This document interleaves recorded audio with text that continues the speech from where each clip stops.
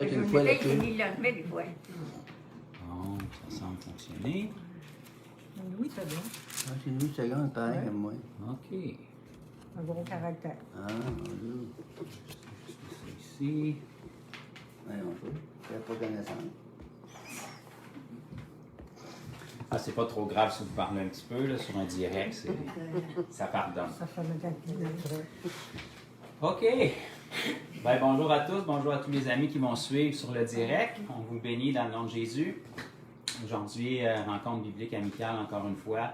Puis notre sœur Lily m'avait demandé de venir faire une formule un petit peu différente aujourd'hui. On va parler de la Bible, mais pas directement une étude biblique. On va parler de mon témoignage, dans le fond. On a plusieurs d'entre vous ici que vous le connaissez un petit peu ici et là, d'autres peut-être un petit peu moins. Tu t'en rappelles plus. Fait qu'on n'ira peut-être pas dans tous les détails parce que vous aurez pu me parler après. Mais on va remercier le Seigneur qui m'a sauvé. C'est probablement la même chose pour vous autres.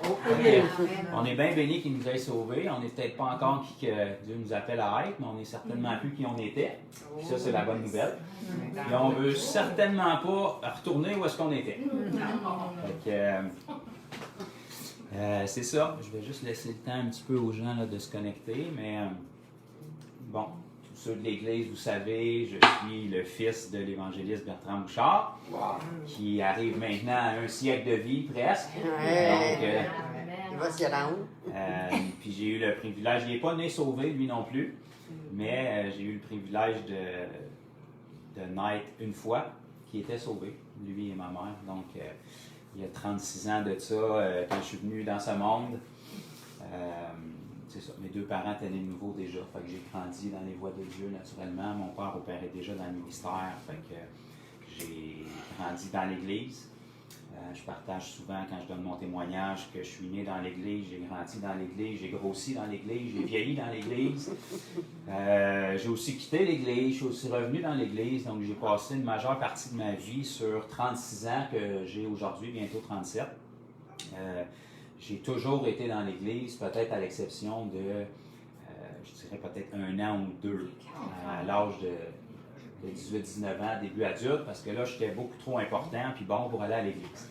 Mais essentiellement, sinon, j'ai toujours été dans l'Église, et pas une Église religieuse, des églises évangéliques qui croyaient dans la puissance du Saint-Esprit, dans le salut et dans tout ça. Donc, pour moi, en grandissant, être à l'Église, c'était plus normal que d'être à l'école. J'étais à l'église plus souvent que j'étais à l'école. Puis j'allais à l'école 5 jours semaine. Juste pour vous donner une idée, mon père opérait comme pasteur à certains moments. Il y avait 2-3 églises. Fait qu'on avait des réunions tous les jours, des fois plus qu'une fois par jour. Fait qu'en tant qu'enfant, moi je suivais. Puis pour moi, c'était la normalité d'entendre la Bible, d'entendre du monde chanter, de voir des gens guéris, de voir des gens tomber à terre. Ça a toujours été une normalité pour moi. Puis j'ai jamais eu... je ne peux pas vous dire si c'est la grâce de Dieu ou mon éducation, mais j'ai jamais eu aucun doute sur l'existence de Dieu. J'ai jamais eu aucune confusion sur l'identité de Dieu. J'ai toujours su, aussi loin que je peux me souvenir, que le Dieu véritable, c'est le Dieu de la Bible, puis que Jésus est vraiment allé sur la croix. J'ai jamais douté une seconde de ça, qu'il était vraiment allé sur la croix, qu'il était vraiment mort, ressuscité. J'ai toujours cru ça au plus profond de moi-même. Mais ce n'est pas suffisant. Okay? Dans la tête de la majorité des gens aujourd'hui, la foi puis croire, ça veut dire ça. Mais pourtant, ça me place à peu près au même niveau que le diable et tous les démons. Donc, la majorité des démons sont plus croyants que la majorité des croyants. Okay? Donc, croire que Dieu existe, croire que Jésus est le Fils de Dieu, croire qu'il est mort et ressuscité, ça ne fait pas de toi un croyant parce que Satan et les démons croient exactement la même chose. Ils ont même été témoins de sa résurrection, ce que vous et moi, on n'a pas été témoins physiquement. Fait que c'est pas suffisant pour être sauvé. Donc, en grandissant, c'est ça. J'ai jamais douté de l'existence de Dieu. Je voyais des miracles, j'ai vécu des miracles moi-même. Je vais avancer vite là, dans mon témoignage pour aller à l'essentiel, mais plusieurs d'entre vous le savez, à l'âge de 6 ans, j'ai été écrasé, 6 ans et demi que j'avais, j'ai été écrasé en voiture, on m'a passé dessus. La personne responsable est mon père, c'est lui qui m'a écrasé. Jusqu'à ce jour, on dit que c'est un accident. Donc, c'est ça, j'étais tombé devant le véhicule, puis il m'a pas vu, il a passé sur moi avec la voiture, puis il a arrêté la voiture sur moi parce que ma mère était témoin de la scène, puis ça l'a dérangé un peu, qu'elle m'écrase. Donc, c'est ça, il y avait C'était public, en fait. C'était devant un centre commercial. Il y avait peut-être 12-15 témoins qui étaient témoins de ça. Et puis, quand mon père a su qu'il m'avait écrasé, il a reculé la voiture. Puis je m'en souviens, j'ai des souvenirs jusqu'à l'âge de 3 ans environ. Donc là, j'avais 6 ans et demi, je m'en souviens parfaitement bien. Mon père a sorti de l'auto, je me souviens, il m'a sorti dans le dessus de la voiture. Il a dit, dans le nom de Jésus, tu vas vivre. Puis j'étais instantanément... En fait, moi, tout ce que je me souviens, c'est que j'ai glissé devant le véhicule, puis j'ai tombé par accident. J'étais jeune, je pensais que j'allais bien me rendre comme dans les films, mais c'est pas ça qui s'est passé. J'ai pogné une patch de sel ou d'asphalte, puis j'ai tombé devant la voiture. Puis mon père ne m'avait pas vu, donc il a embrayé l'auto sur moi. Puis moi, je me souviens, j'étais rendu au trottoir devant le centre commercial pour me relever. J'avais les mains dessus, puis quand je suis venu pour me relever, je n'étais pas capable. Parce que j'avais une voiture sur le dos. Fait qu'elle était plus pesante que moi, fait que j'ai pas été capable de me relever. Fait que j'avais le trottoir dans le visage, puis je savais que j'avais quelque chose qui me retenait. Puis j'ai compris que c'était le véhicule, parce que naturellement, j'étais au sol et j'ai la voiture sur le dos. Mais j'avais aucune souffrance, aucune douleur, j'ai pas perdu conscience, j'ai pas perdu le souffle. C'est tout ce que... La meilleure façon que je peux vous le décrire, c'est comme si j'étais au sol, il y avait quelqu'un plus fort qui m'empêchait de me lever. J'essayais de me relever, puis je n'étais pas capable, parce que c'était la voiture qui était là. Mais j'avais aucun malaise, aucun inconfort. J'aurais pu passer ma vie là, ça ne m'aurait pas dérangé, je ne souffrais pas du tout. Là. Puis je me souviens que la voiture a reculé rapidement, puis ça avait tourné dans mon manteau d'hiver, puis mon père m'a sorti. Puis j'ai absolument rien ressenti. Je ne peux pas vous dire que j'ai ressenti un courant électrique, de rien de ça. Ce que je peux vous dire, c'est que j'ai eu aucune douleur. Et puis, mon père m'a dit, dans le nom de Jésus, tu vas vivre, parce que tout le monde qui était devant le magasin était scandalisé puis pensait... Les autres, ils disaient, toi, tu vas mourir, tu sais. C'est ça. Fait que je me souviens, ils m'ont mis sur la banquette arrière de l'auto, un Ford Tempo, à l'époque, blanc. Puis, j'étais bien conscient. Puis là, ils se sont dirigés vers l'urgence, parce que il fallait quand même qu'ils aillent me faire examiner pour savoir ce qu'il en était. Puis je me souviens, j'étais couché derrière tout le long. Puis après ça, je me rappelle, mon père m'avait pris dans ses bras, puis dans l'urgence jusqu'à la réception, je voyais les néons du plafond passer quand il m'apportait. Puis il a raconté à la réception qu'est-ce qui s'était passé. Puis ils ont fait une panoplie de tests sur moi une partie de la nuit. Puis ils ne trouvaient rien, puis moi j'avais rien. Puis la nuit, d'habitude, je dormais. Fait que là, il fallait que je trouve quelque chose à faire pour m'occuper. Fait que je parlais avec les infirmières, je les aidais à pousser les civières, puis ces trucs-là. Puis on dit, on comprend pas qu'est-ce qui se passe, on ne voit rien, mais c'est pas possible. Fait qu'ils m'ont gardé pour une autre batterie de tests, pendant que mon père témoignait dans cette urgence. Puis moi, je continuais à m'occuper, puis à pousser les civières, puis tout. Puis finalement, ils ont dit à mes parents qu'il fallait qu'ils me laissent partir, parce qu'ils voyaient rien d'anormal, à part la trace de pneu dans mon dos, il y avait rien du tout. Fait qu'ils nous ont laissé repartir à je ne sais plus quelle heure de la nuit à la maison. Puis je me suis couché, j'ai dormi. Puis le lendemain matin, je faisais ma journée comme d'habitude. J'étais même pas raqué, même pas douloureux, même pas sensible de nulle part. J'ai jamais eu aucune séquelle, que rien de ça. Donc ça, c'est à 6 ans et demi. Donc c'est un miracle irrévocable, à moins d'être vraiment incrédule et de vouloir se fermer les yeux. Mais ça s'est passé pas sur ma foi, ça s'est passé sur la foi de mes parents. Okay? Donc mes parents ont prié pour moi, puis Dieu est intervenu, puis j'en ai bénéficié. Parce que naturellement, Dieu savait ce qu'il y avait en réserve pour moi. Puis sans partir de doctrine puis débattre là-dessus, le royaume des ténèbres peuvent aussi voir jusqu'à un certain point l'appel puis les marques qu'il y a sur des gens, même enfants. Donc, souvent, les gens qui sont appelés évangélistes parce qu'ils donnent la vie, bien, dès leur enfance, le diable essaie de leur enlever la vie. C'est souvent quelque chose qui est récurrent. Sans partir de doctrine et débattre là-dessus, je vous donne mon expérience. Donc, de toute évidence, il a manqué son coup.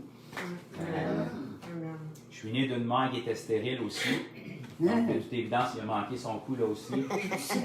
J'ai été guéri plus jeune, j'avais de l'asthme aussi. J'ai été guéri de l'asthme. Mon père a prié pour moi dans le petit incubateur. J'ai été complètement guéri. J'ai aucune faiblesse au poumon. J'ai été sportif toute ma vie. J'ai jamais eu de problème à ce niveau-là. Donc, j'ai vécu des miracles dans ma vie. Donc, j'entendais parler de Jésus, je croyais en Jésus du mieux que je le connaissais. J'avais vécu des miracles, je n'ai jamais douté que Dieu était capable de faire des miracles. De toute façon, ça aurait été invraisemblable pour moi parce que je l'avais moi-même vécu.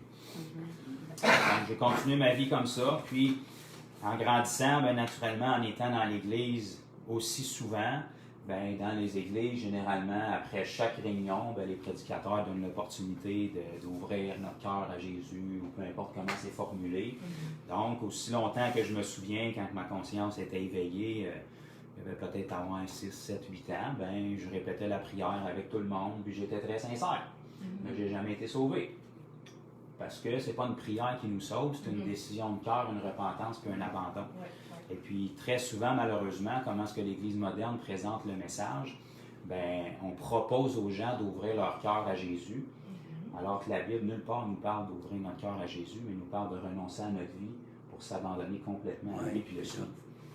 Donc, Jésus, ce n'est pas un ajout qu'on fait dans notre vie pour l'améliorer, c'est un abandon total de qui l'on est pour lui appartenir.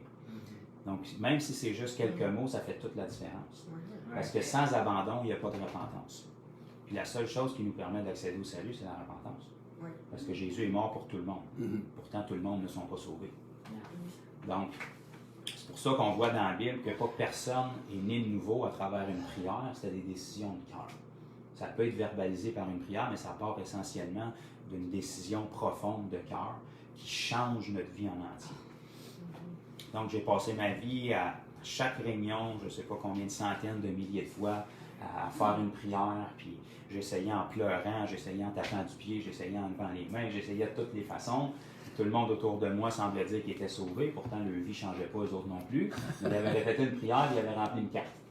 Mais moi, j'étais assez honnête que quand on me demandait « Es-tu sûr que tu t'en vas au ciel si tu meurs? » je ne pouvais jamais répondre d'autre chose que je l'espère. Parce que j'étais honnête avec moi-même.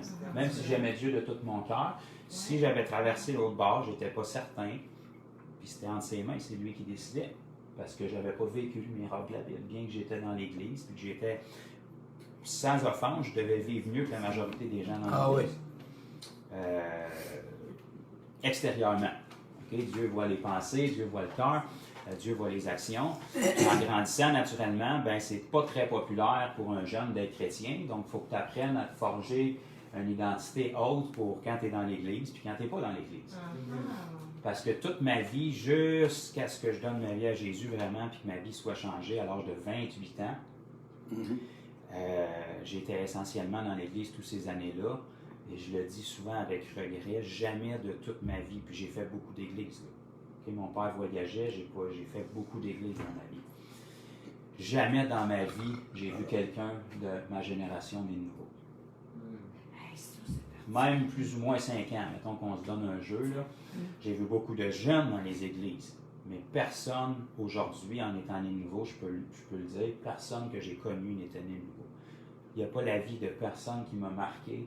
Je voyais les gens dans l'Église qui faisaient les mêmes pratiques que la majorité des gens, mais lorsqu'on sortait de l'Église, ben, il n'y avait plus vraiment de différence. Il avait appris à ne pas faire les choses apparentes qu'un chrétien ne doit pas faire, mais essentiellement, il faisait à peu près les mêmes choses que la majorité du monde, excepté les choses qui étaient très apparentes pour ne pas se faire punir par leurs parents. Donc, pour moi, un chrétien de mon âge, je ne savais pas à quoi ça ressemblait.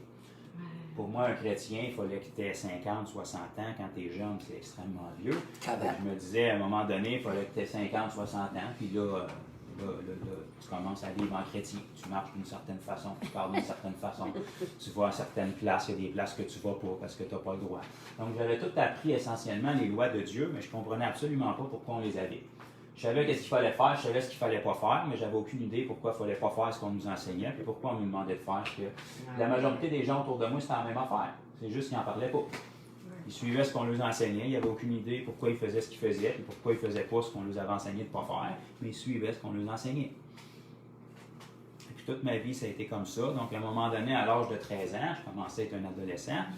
J'ai dit à Dieu, j'ai dit là, on doit être rendu à peu près à 5000 prières de repentance. À un moment donné, on va arrêter ça, là. J'ai dit là, je me souviens, j'étais dans le salon chez mes parents, j'ai dit, à partir d'aujourd'hui, ça va être la dernière prière que je fais, et je t'aime trop pour aller en enfer. Fait que j'ai répété une prière pour la dernière fois, puis à partir de là, j'ai dit, ben le deal est clos. Mais il n'y avait rien de différent des autres fois.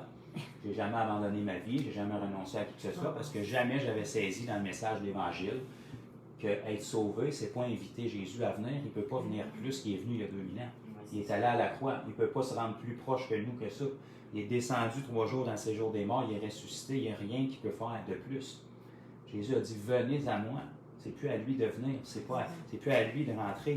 C'est nous de mourir, de s'abandonner puis de venir à lui. Donc, à partir de là, à 13 ans, j'ai dit, c'est fini vivre sa condamnation, c'est la dernière prière que je fais. Ce dossier-là est clos, chrétien, c'est fait. Maintenant, on met ça de côté, puis là, on vit notre vie. Et puis, j'ai continué à vivre ma vie à l'âge de, je ne sais pas quel âge j'avais, peut-être 17 ans. Je suis parti de la maison. Ouais. 17, 18 ans, essentiellement, j'ai parti de la maison. Puis, je vivais relativement bien en apparence. J'étais à l'église tous les dimanches. Je faisais pas ce qu'on m'avait enseigné de ne pas faire. Je faisais ce qu'on m'avait enseigné de faire. Mais j'avais une identité dans l'église parce que j'avais appris le crétinois, je savais parler le crétinois, je savais où lever les mains, je savais comment taper des mains, je savais tout faire les procédures de l'église standard. Mais naturellement, quand j'étais pas à l'église, à un moment donné, il faut être capable d'être normal. Okay? Parce que les gens d'église, c'est pas du monde normal. Souvent, c'est des robots qui ont appris à faire certaines choses, puis ils font ce qu'on leur a enseigné. Mais quand ils sortent d'église, ça ne fonctionne plus, ça. Il faut qu'ils soient capables de vivre en société comme du monde normal, puis de parler aux gens. Et puis moi, je ne voyais pas ça. Je voyais des gens dans l'église qui faisaient d'une certaine façon, puis en dehors de l'église, ben là, c'était rendu d'autres choses. Fait que j'avais appris à me forger une identité haute pour être capable de cohabiter avec des êtres humains normaux, qui ne sont pas comme des robots chrétiens. Et puis, c'est ça. En quittant la maison, naturellement, vers 17-18 ans, je me suis marié, j'avais 19 ans. Puis, vers 17-18 ans, là, j'ai complètement arrêté d'aller à l'église. Je n'ai pas arrêté de croire que Dieu existait, puis rien de ça. Mais Dieu comprenait naturellement que j'avais des choses bien importantes à faire dans la vie, comme vivre ma vie, mon travail, réaliser mes rêves. Fait qu'il comprenait que j'avais plus le temps d'aller à l'église. Dans ma tête. Donc, les retraités, ils ont le temps, mais moi, là, je suis occupé. Fait que j'y aille ou que j'y aille pas, ça ne change rien. Donc, j'ai été peut-être 1 an ou 2 sans aller à l'église parce que là, j'étais vraiment trop occupé pour ça.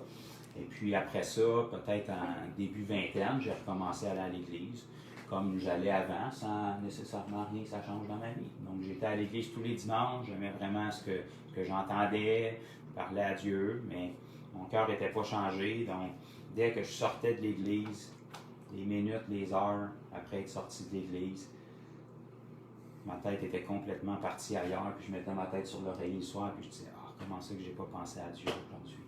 Je voulais vraiment, pourtant, à l'église un matin, je m'étais dit, je vais penser à toi toute la journée. Puis, aussitôt que je sortais de l'église, la vie, l'engrenage rembarquait. Les gens me connaissaient d'une certaine façon dans les milieux en dehors de l'église. Donc, mes pensées étaient tellement occupées à d'autres choses que je ne pensais pas à Dieu jusqu'à ce que je me mettais la tête sur l'oreiller le soir. Puis, je disais, bon, ben, on va essayer de faire mieux demain. Puis, de jour en jour, c'était comme ça. Donc, naturellement, ça nous amène des souffrances et des problèmes lorsqu'on vit notre vie. Et puis, en plus, quand tu as une éducation chrétienne, ben c'est pire. Parce que tu as connu la vérité, on te l'a enseigné intellectuellement. Donc, il y a des choses que tu sais que c'est pas bien de faire. Donc, tu t'efforces de ne pas les faire, mais tu as toujours l'impression d'être privé parce que les gens du monde, ils font ce qu'ils veulent comme ils veulent. Et puis, parfois, ils peuvent avoir du succès pour un temps. On sait que c'est pour un temps, mais souvent, ils ont l'air de fleurir, d'avoir du bonheur et du plaisir, plus que la majorité des chrétiens, parce que des gens qui réussissent dans l'Église, j'en avais jamais vu de ma vie vraiment.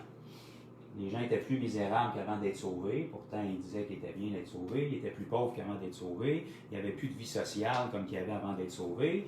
Ils disaient qu'ils croyaient d'un Dieu des miracles, qu'ils ne voyaient pas de miracles dans leur vie. Donc, moi, je voyais les deux côtés de la médaille. Je me disais, il y a quelque chose qui cloche. Dans la Bible, je voyais des gens qui avaient une vie extraordinaire. Je voyais des gens qui étaient prêts à mourir pour la cause. Pourtant, dans l'Église, je voyais des gens qui en arrachaient d'une manière terrible, mais quand ils arrivaient à l'Église, tout était beau, tout allait bien. Donc, je voyais les deux côtés de la médaille, mais je n'avais pas nécessairement les réponses. Donc, quand tu vois les problèmes et que tu n'as pas les réponses, tu fais comme tout le monde. Tu essaies d'éviter les problèmes, de ne pas en parler, en espérant qu'à un moment donné, ça va se régler comme par magie.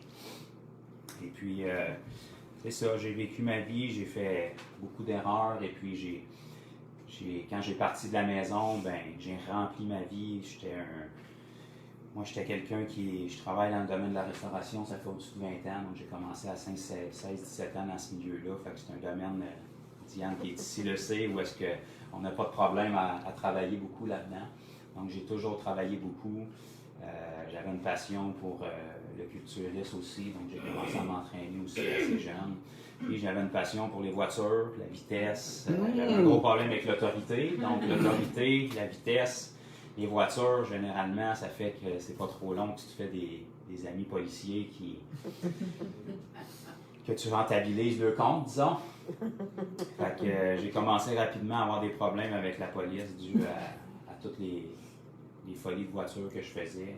Donc, ma vie était remplie avec beaucoup de travail, beaucoup d'entraînement physique. J'avais un gros cercle d'amis aussi. Puis j'étais constamment, la police était constamment sur mon cas pour des niaiseries qu'on faisait. On modifiait les voitures, on coursait dans les rues. Le Seigneur m'a préservé malgré tout parce que j'aurais dû être beaucoup plus pénalisé que ce que je l'ai été. J'ai eu des milliers de dollars de contravention, puis ils m'enlevaient mon permis, mais malgré tout, j'ai toujours été protégé. J'aurais pu mourir bien des fois avec toutes les niaiseries que j'ai faites. Mes parents ne savent pas la moitié de ce que j'ai fait, puis c'est correct comme ça. Mais Dieu avait sa main sur moi. Pour moi, un char qui roulait en bas de 200 sur l'autoroute, il était brisé. La vitesse de croisière, c'est 180 en montant. Là, tu commences à avoir un air d'aller comme il faut. Donc, c'est ça. Fait que ma vie était tellement chargée, tout ça en allant à l'église le dimanche, en croyant en Dieu, en étant convaincu que j'étais correct avec Dieu, parce qu'à 13 ans, j'avais dit, à un moment donné, ça suffit, je ne répéterai pas des prières toute ma vie. Je sais que tu existes, je sais que je t'aime, puis je ne veux pas aller en enfer. Fait que de toute évidence, tu ne me laisseras pas aller en enfer. Mais c'est pas comme ça que le salut biblique fonctionne. Donc, j'ai vécu ma vie comme ça, j'ai endurci ma conscience, puis même si j'étais à l'église, je passais aucun temps en prière. Je passais aucun temps dans la parole de Dieu. J'ai jamais été capable de ma vie. Moi, j'ai une mémoire qui est exceptionnelle. Ceux qui me connaissent le savent. Je peux mémoriser à peu près n'importe quoi. Mais depuis mon enfance, la Bible, depuis que je savais lire, que je la lisais. On m'avait enseigné ça. Je ne le faisais pas parce que ça me tentait, je le faisais parce qu'on me l'avait enseigné. Quand je tombais dans un psaume qui avait 150 versets, j'avais hâte qu'il finisse parce que on m'avait dit qu'il fallait lire un chapitre par jour, fait que je lisais un chapitre par jour. Puis je priais 30 minutes au pied de mon lit avant de me coucher, pas parce que ça me tentait, parce qu'on m'avait demandé de le faire. Donc je faisais toutes les bonnes choses, mais le cœur n'était pas là, parce que je n'étais pas sauvé. Puis c'est ça. Toute ma vie, les choses de Dieu, ça ne rentrait pas. Je pouvais mémoriser n'importe quoi, mais je lisais la Bible, je lisais un verset, puis il fallait que je le lise 5-6 fois, puis avant de le finir, j'étais parti ailleurs. J'avais beau essayer, puis même si je voulais, en dedans de moi, essayer de passer du temps avec Dieu, je n'étais pas capable de trouver un intérêt. Il y avait toujours quelque chose qui tirait mon temps. Il y avait toujours... Des fois, je me sauvais dans ma voiture pour pouvoir être avec Dieu, pour ne pas avoir personne, pour ne pas être dérangé, puis c'était plus fort que moi. Il y avait quelque chose qui venait me déranger, puis je partais ailleurs. Je n'étais pas capable de me concentrer sur Dieu. Ma vie était tellement chargée avec plein de choses dans mes pensées que je n'étais pas capable d'arrêter mes pensées sur Dieu. Le seul temps que je pouvais le faire, c'est quand j'allais à l'église où est-ce que là, j'étais isolé. Puis aussitôt que je sortais, bien, ça repartait, puis... C'était comme ça, année après année après année. Jusqu'à ce qu'à un moment donné, il est arrivé un point où ça l'a changé. Et puis, je veux sauver du temps, fait que j'avance vite, là, mais à travers ces années-là, bien, naturellement, j'ai fait un paquet de bêtises, un paquet d'erreurs comme qu'on fait quand on ne connaît pas le Seigneur, même si on est à l'Église. Et puis, à 28 ans, j'avance jusqu'à l'âge de 28 ans. Là, essentiellement, à 28 ans, j'étais rendu à mon deuxième divorce. Je ne comprenais pas du tout où est-ce que je m'en allais dans la vie. Je ne comprenais pas pourquoi Dieu avait permis ça. Parce que moi, je pensais que j'étais correct avec lui. Je croyais qu'il existait. Puis, je marierais bien qui que je veux, tu vas me bénir. Je suis chrétien. Puis, je ferais bien qu'est-ce que je veux. Puis, tu es correct que tu sois le Dieu de ma vie spirituelle. Mais dans le restant de ma vie, je suis correct. Là. Ma job, je suis capable de la faire. Je n'ai pas nécessairement besoin de toi. Quand ça va mal dans mes finances, par exemple, là, tu vas venir m'aider parce que tu es Dieu et tu sers à ça. C'est comme un génie. C'est comme un génie dans le lampe. Quand ça va bien, ça va bien. Quand on a un besoin, bien là, c'est à ça que tu sers. On va chercher la lampe, on le frotte avec 3-4 versets, puis quand il sort, on dit, ben là, ça te dérangerait-tu de servir à ça? Tu es supposé d'être fidèle, supposé d'être bon. Fait que toutes les années où je l'ignorais, c'est correct, mais quand ça va mal, là, ben, là on y rappelle ses promesses. Hein? Tu es supposé être fidèle, tu es supposé d'être bon, tu es supposé d'être la tête et non la queue, je suis supposé d'être. Comme si c'était un peu ça. On ne veut pas se l'admettre, mais c'est comme une espèce de lampe magique qu'on frotte, puis là, il règle nos problèmes, puis après ça, bon, ben merci beaucoup, à la prochaine fois, puis c'était comme ça. Donc, j'avais tellement pas vu de gens chrétiens qui réussissaient dans la vie, puis qui fleurissaient comme la Bible me le démontrait, que moi, je m'étais dit, moi, je ne serais pas un chrétien comme les autres. Je vais être un chrétien normal, je vais être un chrétien qui réussit, je vais être un chrétien qui n'est pas pauvre, je vais être un chrétien qui n'est pas bizarre. Alors, je m'étais dit, je vais vivre ma vie comme tout le monde, mais en chrétien. Donc, j'essayais de refleurir l'image de la chrétienté à ma façon, mais je connaissais, même si je connaissais une multitude de versets, je connaissais aucunement Dieu. Je ne connaissais pas son cœur, je ne connaissais pas ses désirs. Jamais de ma vie, j'avais prié Dieu une seule fois pour ce que lui désirait, pour ses intérêts, pour ce que lui voulait. Je lui imposais ce que je voulais en lui demandant de bénir ce que je voulais. Jamais de ma vie, j'avais adressé une prière à Dieu pour ce que lui avait à cœur pour ma vie. Pour vous montrer à quel point ce que je ne le connaissais pas, même si j'étais dans l'Église toute ma vie. Là. Et puis c'est ça, à l'âge de 28 ans, ça allait vraiment pas bien, d'échec en échec, parce que sans Jésus, c'est ça qui va arriver, même si on ne peut pas se l'admettre, c'est une question de temps. Et puis, en 2013, tout a basculé. Fait que je vais avancer, là, vu que le temps est restreint, mais en 2013, au début de l'année, je me souviens, c'était en janvier, j'étais dans ma maison chez nous le matin, dans la salle de bain, puis c'était la journée de mon anniversaire, le 20 janvier 2013. Puis c'est cette journée-là, à l'âge de 13 ans, que j'avais dit à Dieu, à partir d'aujourd'hui, on n'en parle plus, c'est fini. Et puis là, ce matin-là, je me disais, waouh, j'avais 28 ans, j'ai dit, ça fait 15 ans aujourd'hui que tu es chrétien, aujourd'hui. Parce qu'à l'âge de 13 ans, le 20 janvier, à l'âge de 13 ans, j'avais dit à Dieu, je ne veux pas aller en enfer. Fait que là, c'est fini, tu ne me laisseras pas aller en enfer. T'sais. Et puis, je me remémorais ça dans ma tête le matin. Je suis en train de me parler tout seul. Je ne sais pas s'il y en a de vous autres que vous vous parlez des fois. On ne dit pas ça devant le monde, mais généralement, des fois, on se parle. Puis, j'étais dans ma salle de bain en train de me parler. Je dis, waouh, ça fait 15 ans aujourd'hui que tu es chrétien. Puis, j'ai même pas eu le temps de finir ma phrase.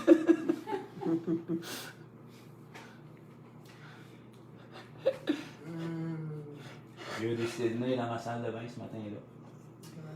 Puis j'ai eu une vision, j'étais pleinement réveillé, je peux pas.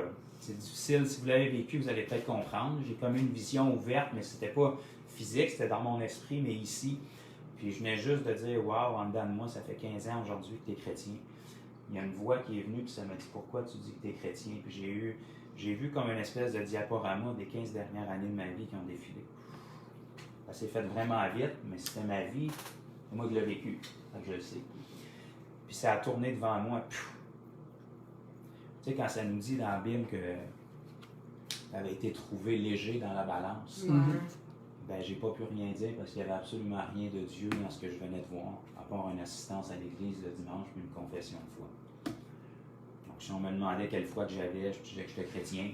Si on me demandait c'était quoi mes priorités, ben, j'avais appris à dire les bonnes affaires. Je disais Dieu, la famille, le travail, les amis.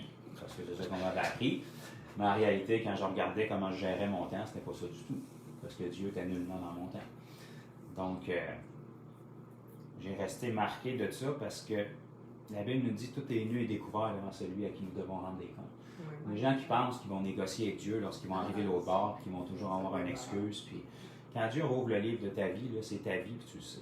Ben oui. Puis devant Dieu, tu ne commenceras pas à donner des excuses, puis oui, mais si, mais ça, non. Tu plonges ton regard dans les yeux de celui-là qui t'a créé. J'avais rien à répondre. Ça m'a vraiment donné un choc, puis à partir de ce moment-là, j'ai commencé à me poser des questions un peu. Parce que j'avais vraiment pas la réponse à lui donner quand il m'a dit pourquoi tu dis que tu es chrétien.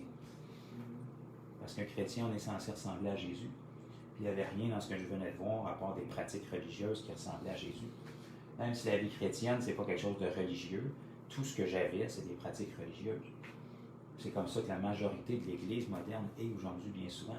On n'a que des pratiques. Ce pas des mauvaises pratiques, mais il n'y a rien de concret qui est là. Il n'y a pas de surnaturel, il n'y a pas de relation intime. On a appris à dire que Jésus, ce n'est pas une religion, c'est une relation. Mais quelle relation tu as? C'est quand la dernière fois qu'il t'a parlé, qu'il t'a touché, que ta vie a changé, que tu as vu du surnaturel? Puis moi, je n'avais jamais vécu ça.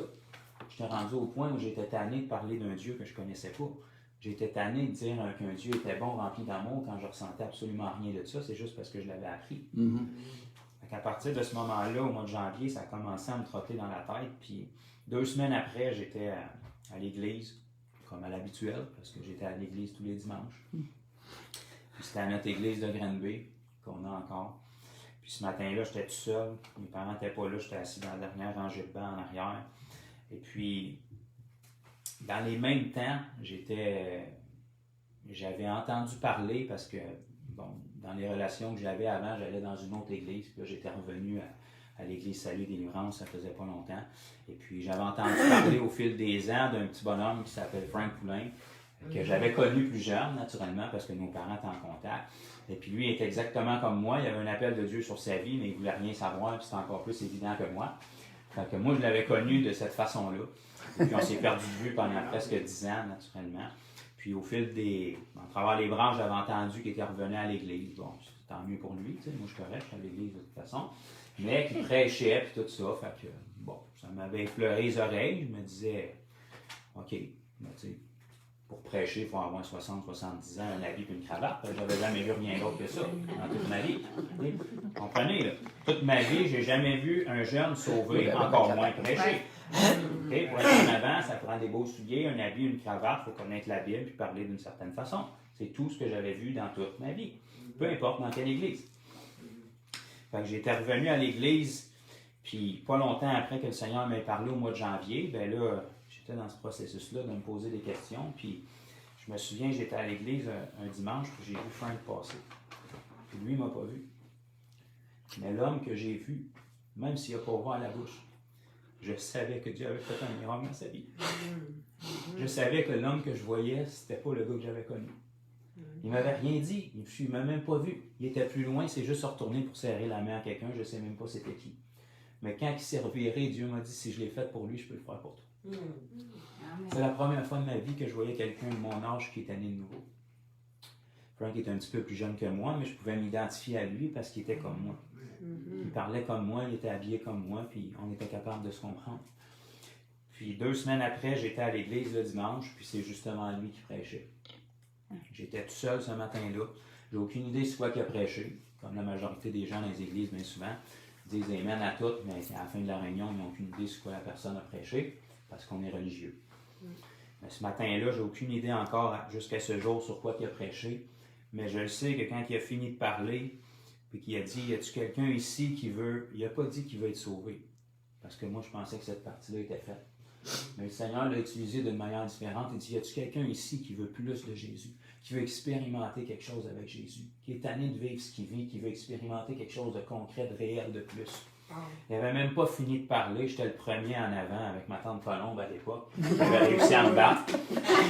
Elle est en arrière, elle aussi, puis elle est arrivée juste un petit peu avant moi. Je me souviens plus, j'étais assis sur mon banc, j'avais des springs, je ne sais pas sur quoi il a parlé, mais tout ce que j'entendais, il y a une conviction qui était en moi, puis tout ce que je voulais dans mon cœur, c'est ça. Je ne pensais pas au salut, à la repentance, à rien de ça. Je pensais que cette étape-là était faite pour moi, mais j'étais tanné d'être dans l'église sans rien vivre. À peu près comme la majorité du monde qui était là aussi. Mais je voulais expérimenter ce Dieu-là.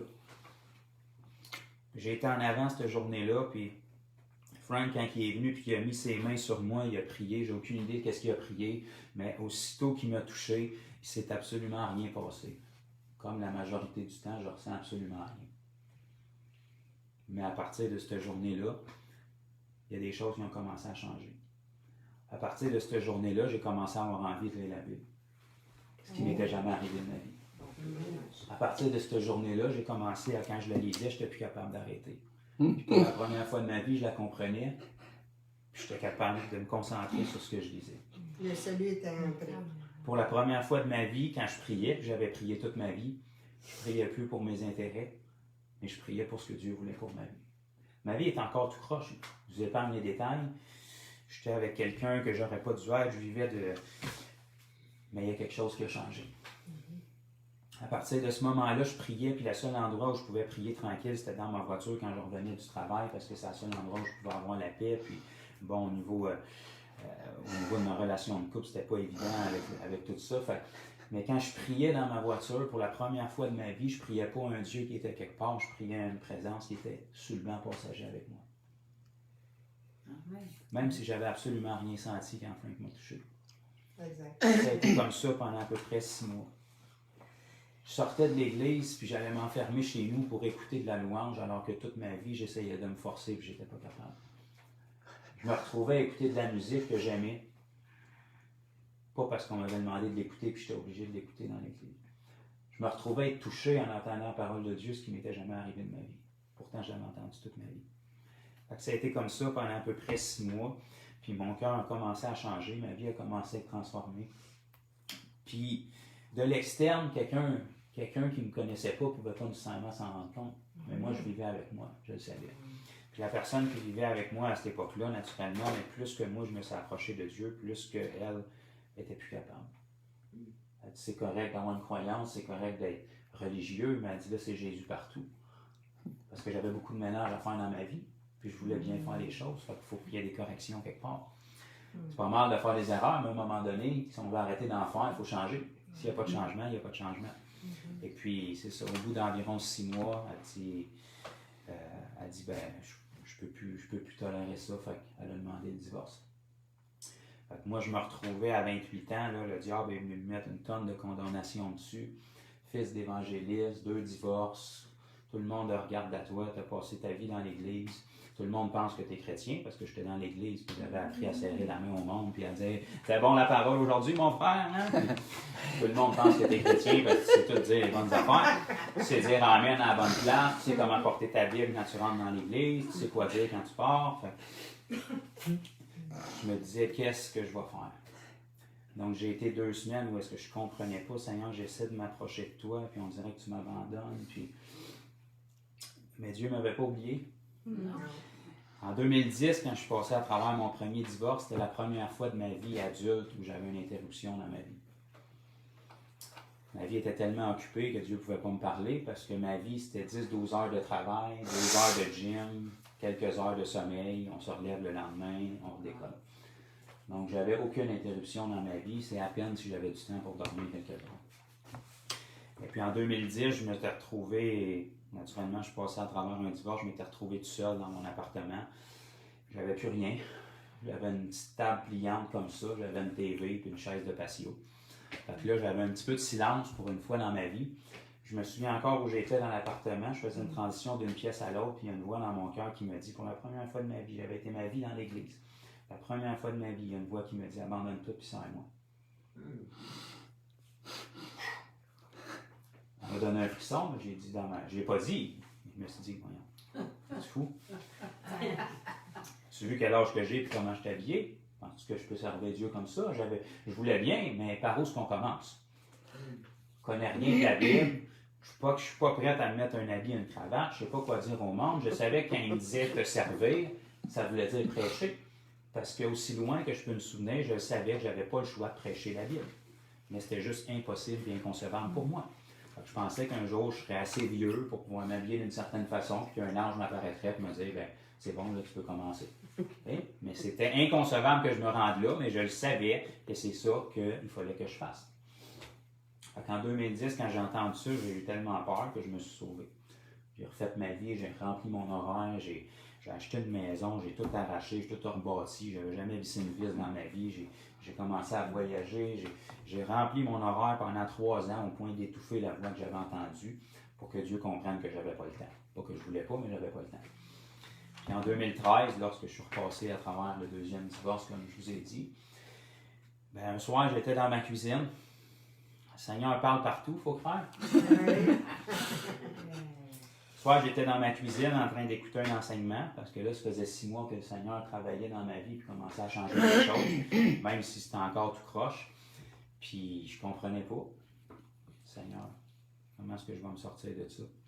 2 divorces, j'essaie de m'approcher de toi, j'ai aucune idée où aller. Je pensais que les choses se replaçaient, là, ça semble aller de paix en paix. Et puis, j'étais en train d'écouter un enseignement sur Jonas. Oups. Un livre bien comique de la Bible, que jamais personne prêche dessus, qui n'a pas de l'air bien spirituel. Mais bref, quand il y a la transition, la personne qui prêchait, quand il transitionne entre le chapitre 2 et 3 de Jonas, ça nous dit que le poisson a recraché Jonas sur la terre ferme, puis la parole de l'Éternel fut adressée à Jonas une seconde fois.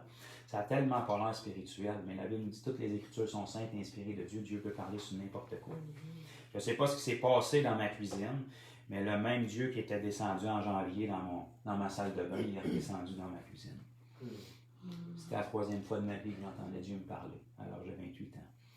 Je ne sais pas ce qui s'est passé avec l'enseignement que j'écoutais, on dirait que le temps s'est arrêté, puis il y a une voix qui me dit « Abandonne tout, puis serre-moi. » Yes. Puis la même chose quand janvier s'est produit. J'ai eu une vision qui est apparue dans mon esprit, puis j'ai vu les 3 dernières années de ma vie jusqu'au point où Dieu m'avait parlé dans mon appartement, puis qu'il m'avait dit en 2010, abandonne tout, puis serre-moi. Puis j'avais essayé d'étouffer ça dans mes pensées.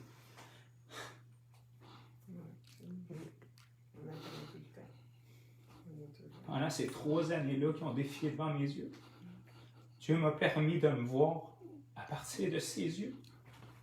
Je me suis vu dans toutes les banalités que je faisais. Il n'était pas en colère, il n'était pas loin. Je le voyais, je me voyais dans le temps à travers ses yeux. Je me voyais dans ma maison à faire les niaiseries que je faisais à travers ses yeux. Puis il était juste là, à peu près à 6 à 8 pieds de moi. Puis il était là patiemment, puis il m'attendait. Puis il m'a permis de me voir à travers ses yeux. Je me souviens, je me suis levé de la cuisine, je me suis rendu au salon. J'ai dit, Dieu, tu sais, tu me connais. Tu sais que je ne suis pas capable de faire ce que tu me demandes de faire. Tu me l'as demandé en 2010, je n'étais pas capable, puis je ne suis pas plus capable aujourd'hui. Mais j'ai dit, il y a quelque chose que je vais faire de différent, par exemple. Tu m'as dit, abandonne tout, puis serre-moi. Te servir, c'est impossible. Tu sais que je ne suis pas capable, je ne suis pas assez vieux, puis je ne suis pas prêt. Mais abandonner, par exemple, ça, je peux le faire. J'ai dit, je ne sais pas qu'est-ce qu'il va y avoir demain, mais que je me lève, mais à partir d'aujourd'hui, j'abandonne tout. Tout. À quoi ça ressemble la vie chrétienne, je ne sais pas. Les modèles que j'ai eus dans ma vie, je ne veux pas ressembler à ça. Mais tout abandonner et que tu diriges ma vie, on va voir si tu es capable de faire mieux avec ce que j'ai fait, parce que je pense que c'est pas dur à battre. Fait qu'à partir de cette journée-là, dans mon salon, j'ai dit, je laisse tout tomber. J'ai tout abandonné. J'ai abandonné mes passions, j'ai abandonné tout ce qui occupait mes pensées, j'ai abandonné mes loisirs, j'ai déconnecté avec le monde. Tout ce que je faisais, c'est mon travail, naturellement. J'ai continué à travailler. J'allais travailler. Quand je sortais du travail, je m'enfermais dans ma voiture. Je priais tout le long jusqu'à chez moi. Quand je revenais chez moi, je passais 2-3 heures dans la Bible. J'allais me laver, j'allais dormir. Puis le matin, je faisais la même chose encore. Puis semaine après semaine, mois après mois, c'était comme ça. Et puis environ, dès le moment où j'ai pris cette décision-là dans mon salon, la première chose qui bouillait en moi, je ne veux pas imposer une doctrine sur qui que ce soit, mais dès le moment où j'ai pris cette décision-là, il y avait un feu en moi qui bouillait pour le baptême du Saint-Esprit. Parce que naturellement, je m'avais entendu parler toute ma vie dans les églises. Si vous connaissez mon père, vous savez qu'il croit dans la plénitude du Saint-Esprit, puis notre église aussi. Fait que j'ai jamais douté de ces choses-là. Mais je voulais absolument être baptisé du Saint-Esprit. Puis croyez-le ou non, même si je le voulais de tout mon cœur, ça a pris à peu près 1 mois et demi avant que je le reçoive après cette décision-là. Puis aujourd'hui, avec le recul sur 8 ans de vie chrétienne, je peux dire que les seuls temps de ma vie chrétienne où j'en ai le plus arraché, c'est les 4 semaines avant que je reçoive le baptême du Saint-Esprit. Mm-hmm. Parce qu'honnêtement, depuis que j'ai eu le baptême du Saint-Esprit, j'ai de la difficulté à m'identifier à quelqu'un que sa vie est difficile, puis qui s'en sort jamais, puis c'est pénible, puis c'est que des épreuves, parce que même s'il y a des épreuves, quand tu vis cette expérience-là, c'est tellement heureux. C'est tellement heureux. Puis tout le monde le recevait, sauf moi, encore une fois. Puis j'avais beau le vouloir, puis je me souviens, Frank avait prié pour moi, puis il s'était rien passé, puis je ressentais rien, parce que je ressens jamais rien la majorité du temps. Puis là, après 1 mois, il demandait encore à l'église, qu'est-ce que vous voulez avoir? Puis j'ai dit, moi, j'ai pas changé d'idée. Parce que j'étais têtu dans le monde, mais j'étais encore têtu pour le Seigneur. Je veux le baptême du Saint-Esprit. Je ne ferais pas semblant que je l'ai quand je ne l'ai pas. Je le veux. C'est pas une option. Dans la Bible, c'est un commandement. Fait que je le veux. Fait qu'il y a, pas de problème. Quand tu l'as, c'est pas compliqué. Il a prié pour moi. Moi, j'étais là, puis je forçais dans mon banc, puis je le voulais tellement, puis il s'est absolument rien passé encore. Fait que le soir, je me souviens, j'étais chez nous, encore dans mon salon. J'étais en train de... Ça faisait 1 mois que je disais merci pour le baptême du Saint-Esprit, puis je disais 2-3 syllabes, je me disais, veux-tu te fermer? T'es bien niaiseux, tu sais bien que c'est pas le Seigneur qui dit ça. Si tu parles en langue, tu vas sentir quelque chose, tu vas avoir des frissons, tu vas avoir quelque chose qui se passe. Fait que, merci pour le baptême du Saint-Esprit, je regardais le mur, merci Jésus, Alléluia, Amen, Kumbaya. À un moment donné, je ne peux pas vous expliquer. Je disais 2-3 syllabes, puis il n'y a rien qui se passait. Je ne sais pas c'était quoi, là. Je suis à la babada. À un moment donné, j'étais dans mon entrée. Pas vraiment spirituel. J'avais un beau tapis d'entrée gris, puis quand j'arrivais dans l'entrée, généralement, quand je priais, je tournais de bord, parce que sinon, je fonçais dans la porte. Fait que j'étais arrivé dans l'entrée, puis j'étais juste en train de dire quelques syllabes, puis je ne sais pas, je me suis tourné de bord, puis je me suis choqué, puis j'ai juste monté d'un ton les syllabes que j'avais. Puis je peux pas vous dire pourquoi, puis qu'est-ce qui s'est passé, mais il y a comme une douche qui est tombée sur moi. La puissance de Dieu est tombée sur moi, j'ai perdu le contrôle de ma bouche. Puis là, je peux pas vous dire qu'est-ce que j'ai dit, je peux pas vous dire combien de temps ça a duré, parce que j'ai déconnecté du temps. Mais je me suis mis à parler en langue, c'est un moyen temps, on va dire une affaire. Puis pendant que je parlais en langue, j'étais en train de négocier avec Dieu, parce que là, ma bouche était en train de faire des affaires qui étaient hors de mon contrôle. Là, j'ai dit, Seigneur, je suis vraiment, vraiment, vraiment content, mais c'est pas ça que je disais dans ma bouche. Là. Je suis en train de parler en langue vraiment intensément. Puis là, vous me connaissez, vous savez, je suis capable de parler vite, là, mais c'était pas mal plus vite que quand je parle vite. Là. Mais pendant que ça parlait, ben, pendant que mon moi est en train de faire ça, ben, mon autre moi est en train de dire à Dieu, merci beaucoup, je suis vraiment content de ce qui se passe, c'est extraordinaire, mais là, il faudrait juste que je respire un peu parce que je pense que je vais mourir. Fait que je sais pas quand est-ce que tu planifies d'arrêter ton histoire, mais j'ai pas pu reprendre mon souffle depuis tout à l'heure encore parce que ça sort là. Fait que c'est la discussion que j'avais avec Dieu pendant que mon autre moi parlait en langue. J'ai pas vu les langues de feu comme dans la Bible. Puis ne lâchez pas le morceau si vous les avez pas vus. C'est écrit dans la Bible, c'est pour nous autres. Mon père les a vus, moi je les ai pas vus, mais j'y croyais. J'ai senti, quand c'est tombé sur moi dans mon hall d'entrée, j'ai senti un feu tomber dans mon cou puis dans mes trapèzes, puis ça s'est mis à me brûler partout. Puis c'est là que j'ai commencé à parler en langue. Donc je peux pas vous dire combien de temps ça a duré. Je peux juste vous dire que la conversation que j'avais avec Dieu, c'est... Je ne sais pas quand est-ce que tu planifies arrêter ça, mais il faudrait peut-être que tu m'avertisses parce que là, mon corps, à un moment donné, il va manquer d'air, puis je sais que si je ne respire pas, ça ira pas bien. Fait que, ça a duré, je ne sais pas combien de temps ça a duré, mais à un moment donné, j'ai été capable, entre deux mots, de commencer à reprendre mon souffle. Et puis là, j'ai vécu ce qu'on appelle le baptême du Saint-Esprit, comme dans la Bible. Merci Jésus. Fait un mois après qu'il m'a visité dans mon salon, j'ai été rempli du Saint-Esprit. Puis un mois après cet événement-là, j'étais en avant avec un micro en train de prêcher, puis j'avais aucune idée de ce que je faisais. Puis 8 ans plus tard, j'ai encore aucune idée de ce que je fais. Mais je suis encore là quand même. Je pense que c'est ça qui est merveilleux, parce que comme ça évite que ce soit moi qui le fasse, puis que ça soit scandaleux. Mais c'est ça. Je me souviens, j'allais aux rencontres jeunesse à cette époque-là avec Frank, puis il n'y avait presque personne. Puis une semaine, Frank a dit cette semaine, je voudrais que vous cherchiez Dieu pour savoir c'est quoi qui vous appelle à faire dans votre vie. Il y a un appel pour vous, il y a des choses pour vous, je veux que vous le cherchiez. Fait, moi, j'étais sincère avec le Seigneur, j'ai pris ça à cœur. Tu sais, il nous demande de faire de quoi, on va le faire. C'est important. Fait que la semaine d'après, j'arrive là, puis j'étais tout seul. Puis on attendait, puis finalement, ben, ça a l'air qu'on va être tout seul. Fait que, on a fait notre réunion jeunesse face à face. Fait que Frank il tire sa chaise, puis il s'installe en avant de moi. Puis moi, c'était tout nouveau pour moi. J'avais passé ma vie dans l'église.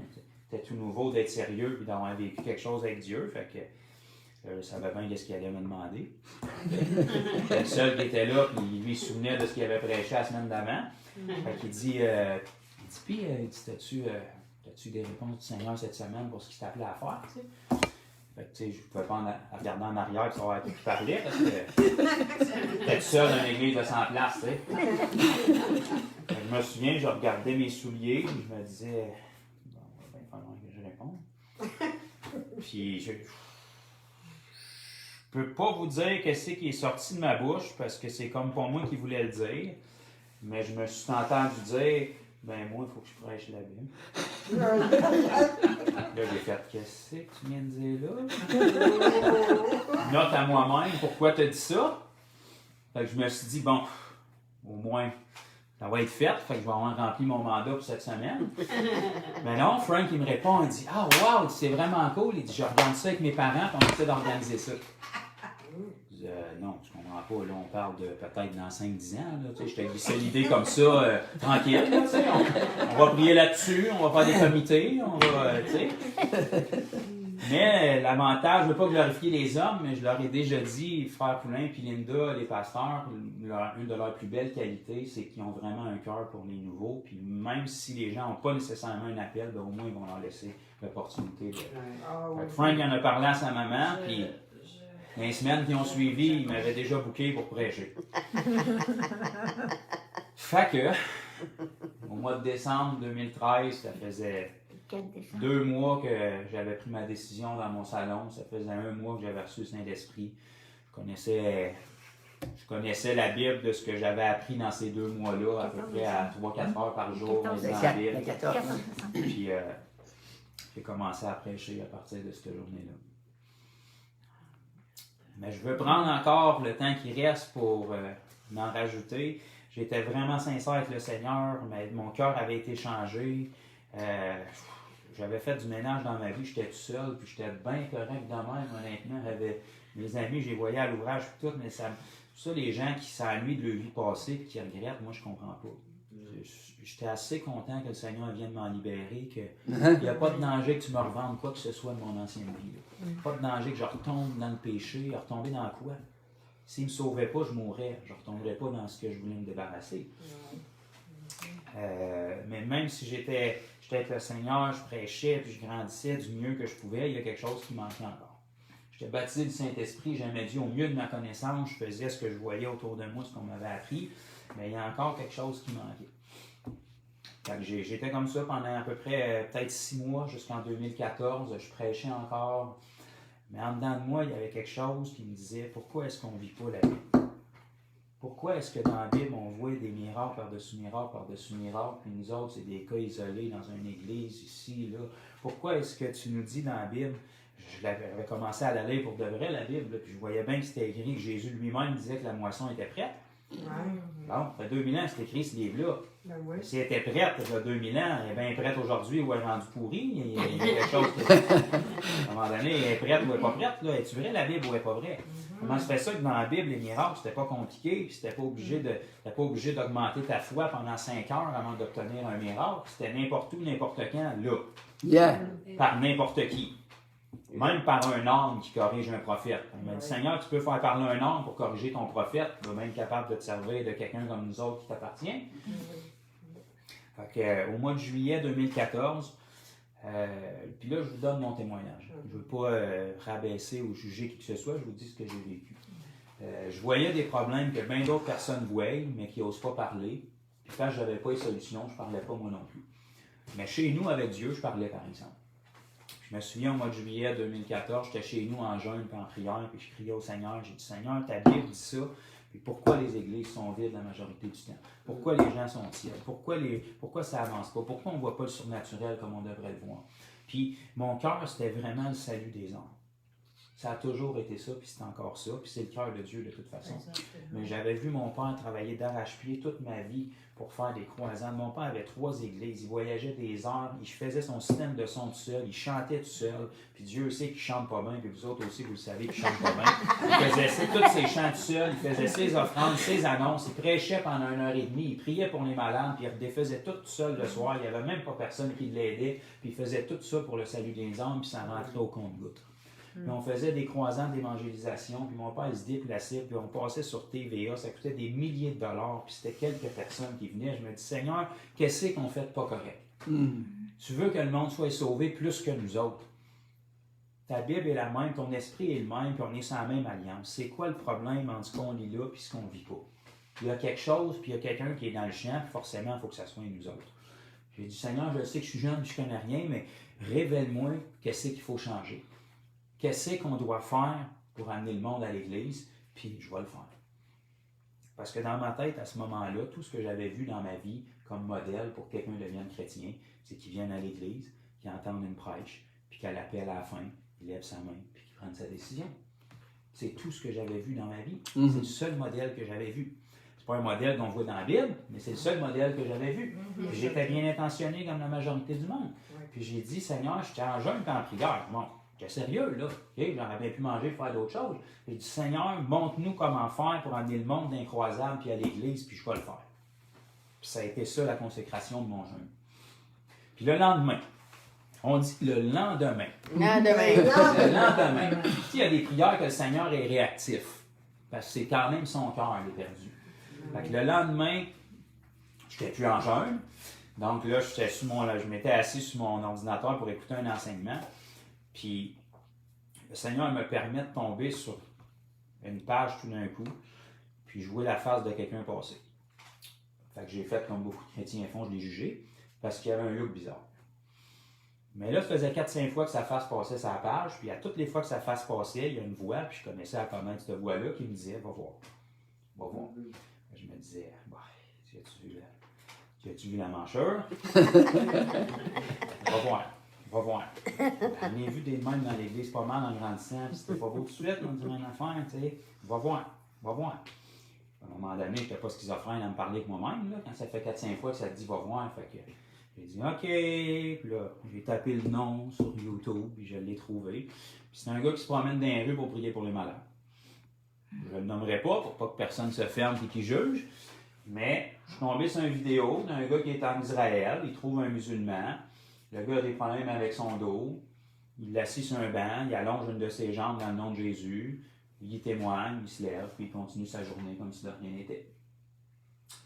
Moi, j'ai dit un instant, là. Toute ma vie, on m'a dit qu'il fallait la foi pour être guéri. Toute ma vie, on m'a dit qu'il fallait être spirituel pour être guéri. Lui, il est dans la rue, il est habillé comme monsieur, madame, tout le monde. Il prie pour un musulman qui clairement n'a pas la foi en Jésus, comme fils de Dieu. Okay? Il l'avait peut-être comme prophète, mais il allonge une de ses jambes, ce qui est quand même anormal, qu'une jambe allonge. Le gars est guéri, et il témoigne Jésus, puis il continue comme si de rien n'était. Il ne tape pas du pied, il ne crie pas, il n'arrache pas d'eau bénite dessus, il ne crie pas en langue, il n'y a pas une équipe de prière, il n'y a pas de chorale d'anges qui chante avec lui. Il est juste normal dans la rue, puis il y a des miracles. Fait que là, tu venais de bouleverser 28 ans de doctrine que j'avais entendu en dedans d'1 minute. Puis au même moment où ça m'a frappé, la même voix qui me parlait tout le temps est revenue dans ma cuisine. Puis Dieu a repris exactement mes paroles. Il m'a dit, tu m'as demandé comment faire pour amener le monde à l'église. J'ai dit, oui Seigneur, c'est pour ça que je jeûnais, je n'ai pas crevé de faim ou rien. Il a repris mes mêmes paroles. Tu m'as demandé comment faire pour amener le monde à l'église. J'ai dit, oui Seigneur. Il m'a dit, c'est pas au monde à venir à l'église, c'est à l'église à aller vers le monde. Puis s'il me l'avait dit une journée avant, j'aurais rien compris. J'aurais répondu à merde comme la majorité du monde font. Parce que c'est ça que la Bible m'enseigne. Mais là, avec ce que j'avais devant les yeux, j'étais encore sur l'écran quand il m'a parlé. Je voyais ce que ça voulait dire que l'Église aille vers le monde. J'ai dit, Seigneur, si ça c'est vrai et c'est pas un imposteur, ma vie ne sera plus jamais la même et tout va changer. Parce que si je n'ai pas besoin de la foi de personne pour les guérir et de leurs opinions pour leur témoigner, il n'y a plus rien qui va être pareil. Si je n'ai pas besoin que la personne soit dans l'Église pour se convertir, il n'y a plus rien qui va être pareil. Si je n'ai pas besoin que la personne ait une foi extraordinaire pour être guérie, puis je peux utiliser ma foi pour la guérir, comme c'est écrit dans la Bible, il n'y a plus rien qui va être pareil. Mais toute ma vie, j'étais bloqué parce que j'avais mal saisi des choses, puis souvent on est mal enseigné qu'il faut que la personne ait la foi pour être guérie. Mais sur quelle foi est-ce que Jésus a ressuscité Lazare? Sûrement pas sur celle de Lazare. Fait que de toute évidence, c'était sur celle de Jésus. Fait que j'ai dit, bon, si ça c'est vrai, on va aller au fond des choses. Puis si c'est un imposteur, on va le trouver. C'est pour ça que j'ai de la misère aujourd'hui à concevoir que du monde voit des miracles puis ils continuent comme si de rien n'était. Si c'est vrai, puis ça change tout. Là. Ah oui. Fait que pendant 2 semaines, jour et nuit, j'ai fouillé sur tout ce que je pouvais trouver sur cette personne-là. Puis je passais des nuits blanches à écouter du monde dans les rues qui était guéri, des yeux d'aveugle qui se rouvrent, puis des miracles. Puis à un moment donné, avec ma tête et mon intelligence, je me suis dit, ça peut pas tout le temps être arrangé, cette histoire-là. Ça doit être vrai. Fait que je me suis dit, la prochaine étape, c'est de communiquer avec cette personne-là. Ce qui est pas mal impossible. Parce que je connais juste son nom, puis il est bien trop important pour que je puisse le joindre. Fait que j'ai trouvé une autre personne sur Internet dans le sud des États-Unis qui faisait la même chose. Puis lui, il enseignait monsieur, madame, tout le monde à faire la même chose. Fait que là, j'ai dit, qu'est-ce que c'est? Une mère de famille avec un bébé dans les bras peut juste toucher quelqu'un puis il est guéri. Elle n'est pas obligée d'être pasteur, prophète, évangéliste, apôtre, bishop, puis ça marche pareil. Fait que j'ai fait OK. Fait que pendant 2 semaines, jour et nuit, j'ai commencé à écouter tout ce que je pouvais trouver de cette personne-là. Puis j'ai commencé à essayer de rentrer en contact avec lui. Sans succès. Mais au bout de 2 semaines, j'ai trouvé quelqu'un en Ontario. Puis j'y ai écrit. J'ai dit, cette personne-là qui donne une école de formation, là, j'ai dit, j'ai pas les moyens d'y aller. J'ai dit, son école, elle se donne-tu ailleurs ou il se déplace-tu? Puis il m'a dit, malheureusement, l'école se donne juste en Afrique en ce moment, puis sinon, s'il se déplace, ben, c'est des frais, puis j'avais pas les moyens de l'amortir toute seule. Mais il dit, en fin de semaine, ici à Toronto, il dit, il y a quelqu'un qui descend du Danemark, puis il fait exactement la même chose, puis il dit, c'est gratuit. Il dit, t'as un qu'à venir, t'assistes, puis ils vont vous montrer comment faire. Fait que je l'ai jugé encore, parce qu'un chrétien, d'habitude, c'est programmé pour faire ça. Fait que j'ai dit, bon, m'en fous de ton gars qui vient du Danemark, j'ai pas dit ça. J'ai dit, hey man, thank you, brother. Ton chrétien du Danemark, je m'en fous de lui, là. Je te parle des deux autres qui sont capables de guérir les malades. Parce que dans ma tête, il y en avait juste deux sur la planète qui pouvaient faire ça, pas d'habits, cravate dans les rues, puis que ça marche. Fait que, il dit, mais tu vas voir sur YouTube. Il dit, tu vas voir, tu peux être surpris. Finalement, je me pilais sur mon orgueil, j'étais allé sur YouTube, puis j'ai trouvé des vidéos qui étaient dans les rues, puis que le monde était guéri, puis que le monde tombait, puis les démons sortaient pareil comme c'est supposé de se passer. Fait que là, je l'ai rappelé, j'ai dit, en fin de semaine, je ne peux pas être là, mais la fin de semaine prochaine, je vais descendre. Fait que j'ai fini mon travail, j'ai travaillé toute la journée, j'ai sauté dans la douche, j'ai embarqué avec mon père, j'ai runné toute la nuit pour descendre en Ontario. J'étais arrivé là le matin à la conférence qu'il y avait. On n'avait pas dormi depuis une journée et quelques. On s'est trompé de chemin, on s'est rendu en Ontario par les États-Unis, pas de passeport.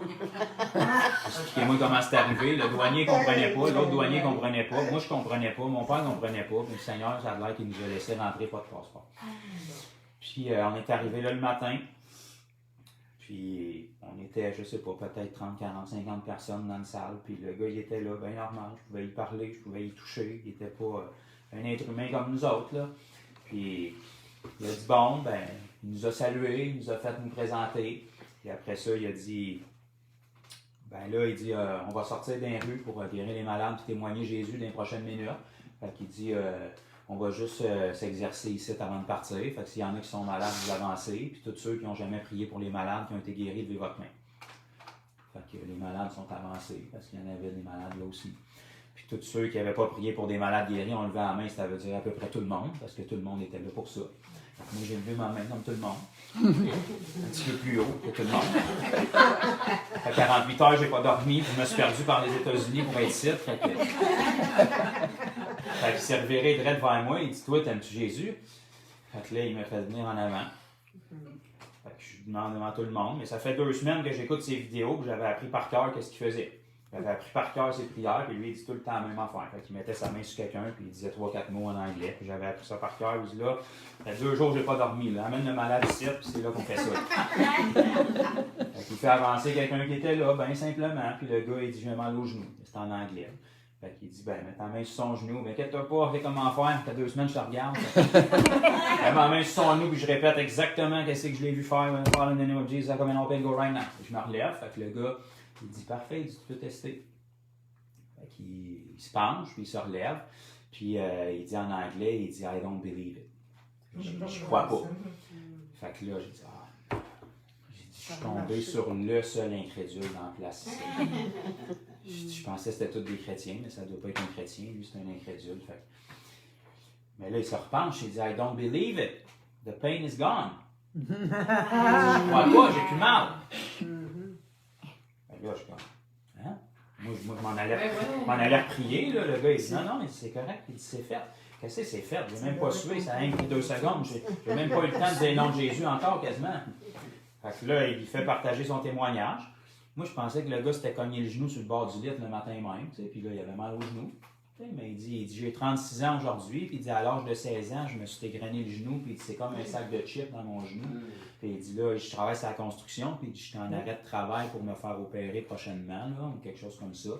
Fait que moi, je suis là à côté, puis je suis devant tout le monde. Fait que j'essaie d'avoir l'air d'un bon chrétien. Et là, je sors de la rangée pour le regarder, puis je me dis chance, tu ne m'as pas dit ça il y a une minute, parce que t'as encore mal au genou. Ça vous fait rire, c'est comme ça que tous les chrétiens pensent, mais personne ne veut le dire. C'est cogner le genou sur le meuble le matin, c'est correct, mais le genou égrené, ça c'est grave, par exemple. Ben oui. Fait que là, le gars sortait vers moi, il dit bon, ben t'es capable de guérir les malades maintenant, fait que tu vas être chef d'équipe pour les 3 prochains jours. Fait que tous ceux qui veulent être avec lui, ils sortaient d'un rue.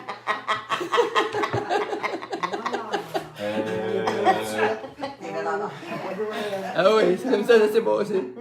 Fait que là, il met du monde avec moi, puis là, ça faisait peut-être une demi-heure, 3 quarts d'heure qu'on le connaissait, là, qu'on était là. Bon, parfait. Fait que là, on va sortir dans rue. Faites juste attention. On sait que vous mettez vos mains quand vous priez pour les madames. On ne fouille pas dans les yeux, dans les oreilles, on ne touche pas. Puis allez-y, on se revoit tantôt puis vous donnez vos témoignages. OK. Bye bye. Tout le monde s'en va, puis moi, il y a du monde qui me suit puis qui regarde comment faire. J'ai aucune idée de ce que je fais. Ah oui. Mais, j'étais là. Puis pendant 3 jours de temps, on approchait du monde, tout croche. Puis c'est encore tout croche aujourd'hui parce qu'il n'y a pas de formule magique. Okay? Je sais que tout le monde sont professionnels, mais ils sont tellement professionnels qu'ils ne font rien. C'est pour ça qu'ils sont professionnels. Fait que c'est sûr que si on fait quelque chose, ça va être tout croche. Le Seigneur n'a pas besoin que ce soit parfait, il a besoin de quelque chose. Fait que pour la première fois de ma vie, on approchait du monde, puis bonjour, ça va bien, est-ce qu'on parlait? Hein? On dirait que les chrétiens pensent que l'évangélisation, c'est et là, on s'en va évangéliser. Puis là, on lit les principautés, les dominations, on se revêt de l'armure de Christ, on est tous crispés. Puis... Non, tu es dans la rue, tu marches. Salut donc quelqu'un, tu es un être humain, bonjour, ça va bien, passe une bonne journée, puis on parle, normal. On peut-tu prier pour vous pour quelque chose? Avez-vous des douleurs quelque part? Tout? Fait que pendant 3 jours, je n'ai pas réussi à prier pour un malade. Mais pour la première fois de ma vie, le monde que je ne connaissais pas, il arrêtait. Des étrangers. Je lui parlais, puis il commençait à s'ouvrir à moi. Ben oui, tu peux prier pour moi. Je viens de sortir de prison pour m'enlever mon enfant. J'aimerais ça le récupérer. Puis, ben voyons, j'ai rien fait, me semble, puis ça fonctionne. Toute notre vie, on force, on passe des dépliants, on fait des annonces, on fait des publicités, viens à Jésus, puis tout. Là, j'ai rien fait de ça. Je fais juste dire à quelqu'un, salut, ça va? Y a-t-il quelque chose qu'on pourrait t'aider avec? Les gens se mettent à pleurer dans les rues, sont touchés. Je finis de leur parler. Ils disent, c'est où que vous vous rassemblez? On veut y aller à soir. Qu'est-ce que c'est? On veut y aller à soir. Toute ma vie, on tire le monde par les cheveux pour que vous veniez d'une église. On est presque prêt à vous payer. Et là, je vous parle zéro de ça, mais juste parce que j'ai prié pour vous. Les gens, on était en conférence le soir, puis c'était pas une conférence pour le salut des hommes, c'était pour être formés. Les gens qu'on rencontrait dans les rues, ils étaient là le soir, puis on était baptisés dans la piscine. C'était plein. Fait que là, j'ai fait, mais voyons donc, à côté de quoi qu'on est passé? Toute notre vie, on traverse, on voit du monde dans notre vie qui traverse, on croise du monde dans la rue, puis parce qu'on n'est pas en mode évangélisation, qu'on n'est pas formé ou qu'on ne sait pas comment, c'est tout du monde qu'on laisse passer, qui sont remplis de besoins, puis qui sont ouverts, puis on ne sait même pas, on ne les voit même pas passer. Là, je ne suis pas allé pour convertir personne, j'allais pour m'entraîner, puis j'avais du monde qui était là, qui regardait, puis qui ne savait même pas ce que je faisais, puis qui ne savait pas ce qu'il faisait, puis j'avais aucune idée de ce que je faisais. J'étais juste là à parler du monde, puis le monde était touché, puis ils venaient pour donner leur vie à Jésus. Puis j'avais fait aucune publicité, puis j'avais forcé personne à rien. J'ai dit, Seigneur, il y a quelque chose qu'on a vraiment manqué. C'est pas plus compliqué que ça. Dans la Bible, c'était pas plus compliqué que ça. Je suis revenu au Québec, je me suis reposé, puis la semaine d'après, j'ai dit, c'est parti. J'ai commencé à sortir au lac, puis à d'autres places. Puis toutes les semaines, depuis ces années-là, je n'ai jamais arrêté. Puis on a commencé à avoir du monde qui disent, non, je ne suis pas intéressé. Puis il y a d'autres mondes que, ben oui, j'ai mal là. Tu peux m'aider. La première semaine qu'on est sorti, bang, on a vu des gens guéris. Comment ils ont été guéris, je ne sais pas. Je lui demandais 2-3 fois pour être sûr qu'ils étaient guéris, parce que moi-même, en tant que croyant, j'avais de la misère à croire qu'ils étaient guéris. T'es sûr, là, que t'es guéri? Ben, je te dis, je suis plus capable de bouger mon bras, puis ça fait plus mal. T'as vraiment plus mal, là. Quand c'est toi qui viens de dire, le Seigneur va te guérir, là, puis quand il est guéri, t'es... Tu crois plus? C'est mieux, mais il doit t'en rester. Non, je sens vraiment plus rien. Je sens plus rien, là. Mais on est censé être croyant. Hein? Mais on n'a pas besoin à faire des prières qu'on ne verra jamais l'exaucement. Mais quand c'est quelque chose de concret, puis de prier là, puis qu'il soit guéri là, ben c'est ça qui est supposé. Ben, ça fait 2000 ans que par ces meurtrissures, on a été guéris. Fait que c'est pas un processus de peut-être que demain, quand c'est ton temps, Seigneur. Non, son temps, c'est depuis 2000 ans. C'est là. Et depuis la première semaine qu'on a sorti, j'ai vu du monde être guéri, puis ça rouvre les cœurs pour semer l'Évangile. Puis ils avaient fait une vidéo là-dessus, hein? Quand ils ont guéri les gars, là, ils ont fait une vidéo là-dessus. Ouais. Mais bref, tout ça pour vous dire que cette révélation-là qui m'est venue au mois de juillet 2014, ça a été presque aussi fort que le salut que j'avais vécu quelques mois auparavant. Pour vous montrer à quel je peux vraiment voir, même si je vous ai témoigné un petit peu l'expérience que j'avais vécue avec le Seigneur, le baptême du Saint-Esprit, c'est quelque chose de glorieux aussi, mais je peux vraiment voir une différence entre le 1 mois avant que je sois baptisé du Saint-Esprit puis les 6 mois après que j'ai été baptisé du Saint-Esprit jusqu'à ce que je commence à vivre une vie d'évangélisation comme la normalité. Tu sais, souvent, le monde va dire que je suis évangéliste. Peut-être, mais je ne suis pas évangéliste parce que j'évangélise. Évangéliste, c'est un ministère pour l'Église, pas pour le salut des hommes. Évangéliste, c'est tous les chrétiens. On est appelés des témoins. Un témoin, c'est l'évangélisation. Tu rends témoignage. Les apôtres rendaient témoignage à ce qu'ils avaient vu et entendu. Ils leur ont dit, fermez-vous. Ils ont dit, on ne peut pas se fermer. C'est pas compliqué. Faites ce que vous voulez. Mettez-nous en prison, battez-nous. On n'est pas des super évangélistes. Nous autres, on ne peut juste pas se fermer sur ce qu'on a vu puis entendu. Que tu veuilles pas, que ça te plaise, que ça te plaise pas, que tu y crois, que tu y crois pas. Je sais ce que j'ai vu, puis je sais ce que j'ai entendu. Puis ça, je vais le dire. Les plus grands évangélistes, c'est les inconvertis qui sont guéris. Même la Samaritaine au plus Jacob, elle n'avait pas suivi de cours d'évangélisation, elle n'était pas née de nouveau. Jésus lui a donné une parole de connaissance, elle a dit, mon Dieu, tu es un prophète, pour aller évangéliser toute la Samarie. Pourquoi? Parce qu'elle avait de quoi raconter. Venez voir un homme qui me racontait toute ma vie. C'est rien que ça. Elle avait vécu quelque chose de surnaturel, puis les gens ont tellement des vies plates qu'il n'y a rien à raconter qu'ils veulent raconter quand ils vivent de quoi. C'est ça. Un inconverti qui est guéri, il a de quoi raconter. Je ne sais pas ce qui m'est arrivé, je ne comprends pas moi non plus, je sais que c'est impossible, puis la religion, je ne veux rien savoir de ça, mais j'avais mal, puis j'ai plus mal. C'est ça. Ben, un chrétien, c'est ça, évangéliser. Que tu y crois, que tu y crois pas, que ça te tente, que ça te tente pas, je m'en fous, je veux pas ton opinion, je veux pas savoir si tu es d'accord, j'ai vécu ça. La Bible dit ça. Peux-tu m'expliquer c'est quoi que j'ai vécu? J'ai été guéri, j'ai été touché. Dieu m'a parlé dans mon salon. Je sais que tu as de l'air fou, puis tu penses peut-être que j'étais sous l'effet d'une certaine drogue, mais de toute évidence, il devait être là parce que ma vie était complètement changée depuis. Ben, l'évangélisation, c'est ça. Je ne peux pas arrêter de parler de ce que j'ai vu puis entendu. Mais l'Église ne vit rien et n'entend rien généralement concrètement. Fait qu'elle a un témoignage qui est fait. Elle ne sait pas quoi dire. Quoi dire, c'est pas compliqué, c'est qu'est-ce qu'on vit. Qu'est-ce que j'ai vécu, je vais te le dire. C'est pas une formule que j'ai apprise, c'est pas une formation que j'ai faite, les 6 points, les sous-points, puis comment essayer de te convaincre. Non. Je te dis ce que j'ai vécu. Ça t'intéresse de le vivre, essaye-le, c'est gratuit, de rien à perdre à part ta douleur. Ça a l'air d'être un bon livre. Pour moi, en tout cas. Fait que ma vie chrétienne, à partir de ce moment-là, en juillet 2014, a complètement changé. Une vie chrétienne plate, une vie chrétienne d'épreuve, une vie chrétienne abattue, honnêtement, en 8 ans, je ne comprends pas c'est quoi. J'ai jamais vécu ça. Oui, il y a des épreuves, oui, mais c'est normal. Je veux dire, ça fait partie de la cause. Dans la Bible, sous le contrat, pour devenir chrétien, c'est « je viens de mourir », c'est une question de temps. Tu n'es pas surpris qu'il y ait des épreuves, des problèmes, des persécutions. Mais la joie, puis le bonheur, puis l'excitation que ça te donne de voir Dieu à l'œuvre, ça te fait oublier les persécutions. Tes problèmes, tu n'as même pas le temps d'y penser. Quand tu as 10 personnes qui ont été guéries à travers tes mains dans une journée et qui ont donné leur vie à Jésus, peux-tu te dire que ton problème, c'est pas vraiment ça qui est dans tes pensées? Tu n'as pas le temps de te regarder le nombril et de te faire pitié. Tu es tellement excité de voir le Seigneur à l'œuvre, tu priorises les choses du royaume, puis Dieu prend soin de tout le reste de ta vie. Puis il n'y a rien qui fait prendre une maturité à un chrétien que de vivre les choses. Les entendre, ça c'est correct, ça fait des années qu'on les entend. C'est pas mauvais de les entendre. Mais à un moment donné, il faut y vivre. Entendre témoignage après témoignage après témoignage de ce que Jésus fait, il a guéri telle personne, il a délivré telle personne, c'est merveilleux, on se réjouit. Mais quand est-ce que moi, je vais pouvoir le faire? Entendre le témoignage de quelqu'un, c'est correct, mais moi, donner un témoignage que Dieu a fait par mes mains, ça change tout. C'est là que le lait de la parole devient de la viande, lorsqu'on l'expérimente. Fait que ça amène une croissance, une maturité, une solidité dans la vie d'un chrétien. J'ai rien de différent de personne, mais une vie chrétienne comme ça, je ne connais pas ça. Puis la raison pourquoi, en toute humilité, je peux le dire, premièrement, c'est la puissance du Saint-Esprit. Donc, n'importe qui est baptisé du Saint-Esprit, c'est la même chose. Des fois, on est rendu tellement sec qu'on a besoin juste d'un petit rafraîchissement, être rempli à nouveau. Mais l'autre point qui m'a vraiment sauvé et qui m'a préservé, c'est l'évangélisation. Parce que sans ça, ce n'est pas une vie chrétienne, c'est une mort chrétienne. La seule chose qui rend la vie chrétienne vivante, c'est des actions concrètes. C'est ça qui nous garde en vie. Jésus a dit, ma nourriture, c'est de faire la volonté de mon Père. La nourriture, c'est quoi? C'est ce qui nous nourrit, ce qui nous donne la force.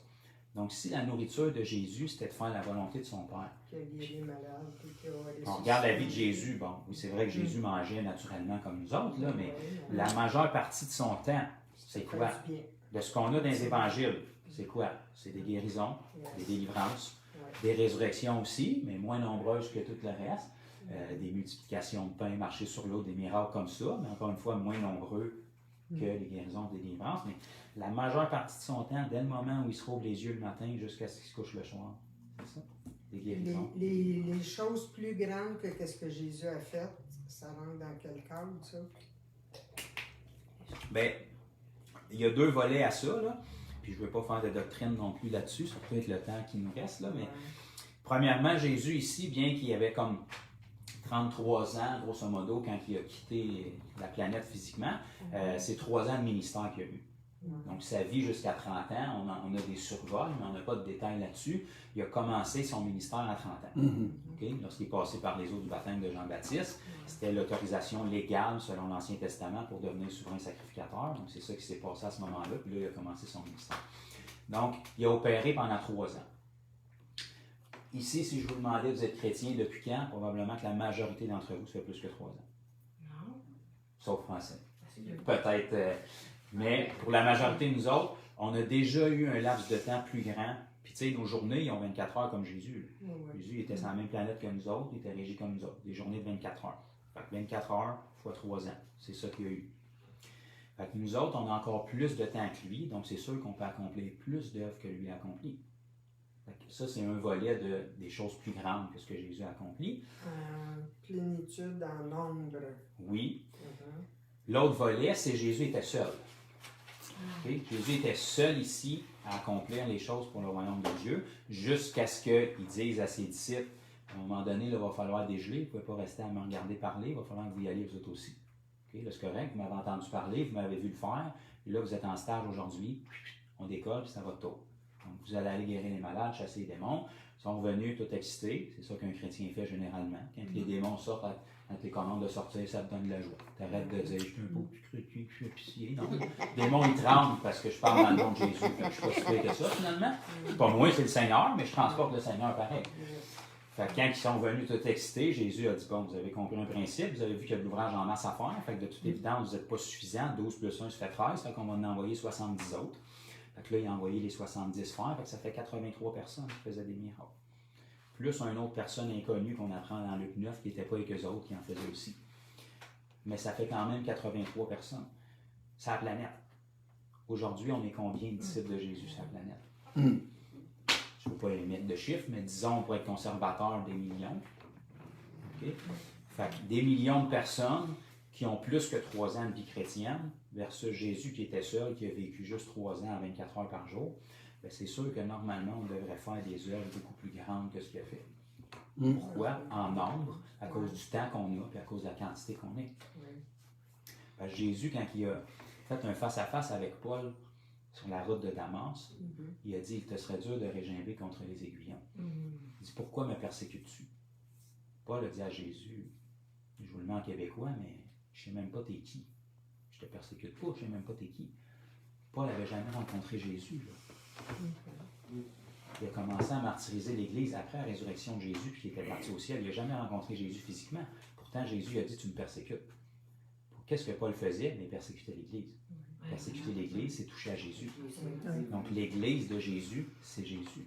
Donc, l'Église, tout ensemble, avec le nombre qu'on est, puis avec l'espace-temps qu'on a, qui est plus grand que celui de Jésus, par la grâce de Dieu pour l'instant, à moins qu'il revienne demain, ça nous permet de faire des choses plus grandes. Ah, merci, c'est une très bonne explication. Puis il y a aussi un autre volet, c'est que Jésus a fait des miracles par la foi naturellement, mais la foi est sans limite. Il dit, tout est possible à celui qui croit. Jésus, nulle part dans son ministère, on le voit guérir par son ombrage. Pourtant, Pierre est arrivé pas longtemps après, puis il le faisait. Est-ce que Pierre était plus grand que Jésus? Non. Mais c'est le même esprit, c'est la même foi. Pourtant, dans le ministère de Jésus, Jésus n'a jamais envoyé des bouts de linge pour guérir les gens.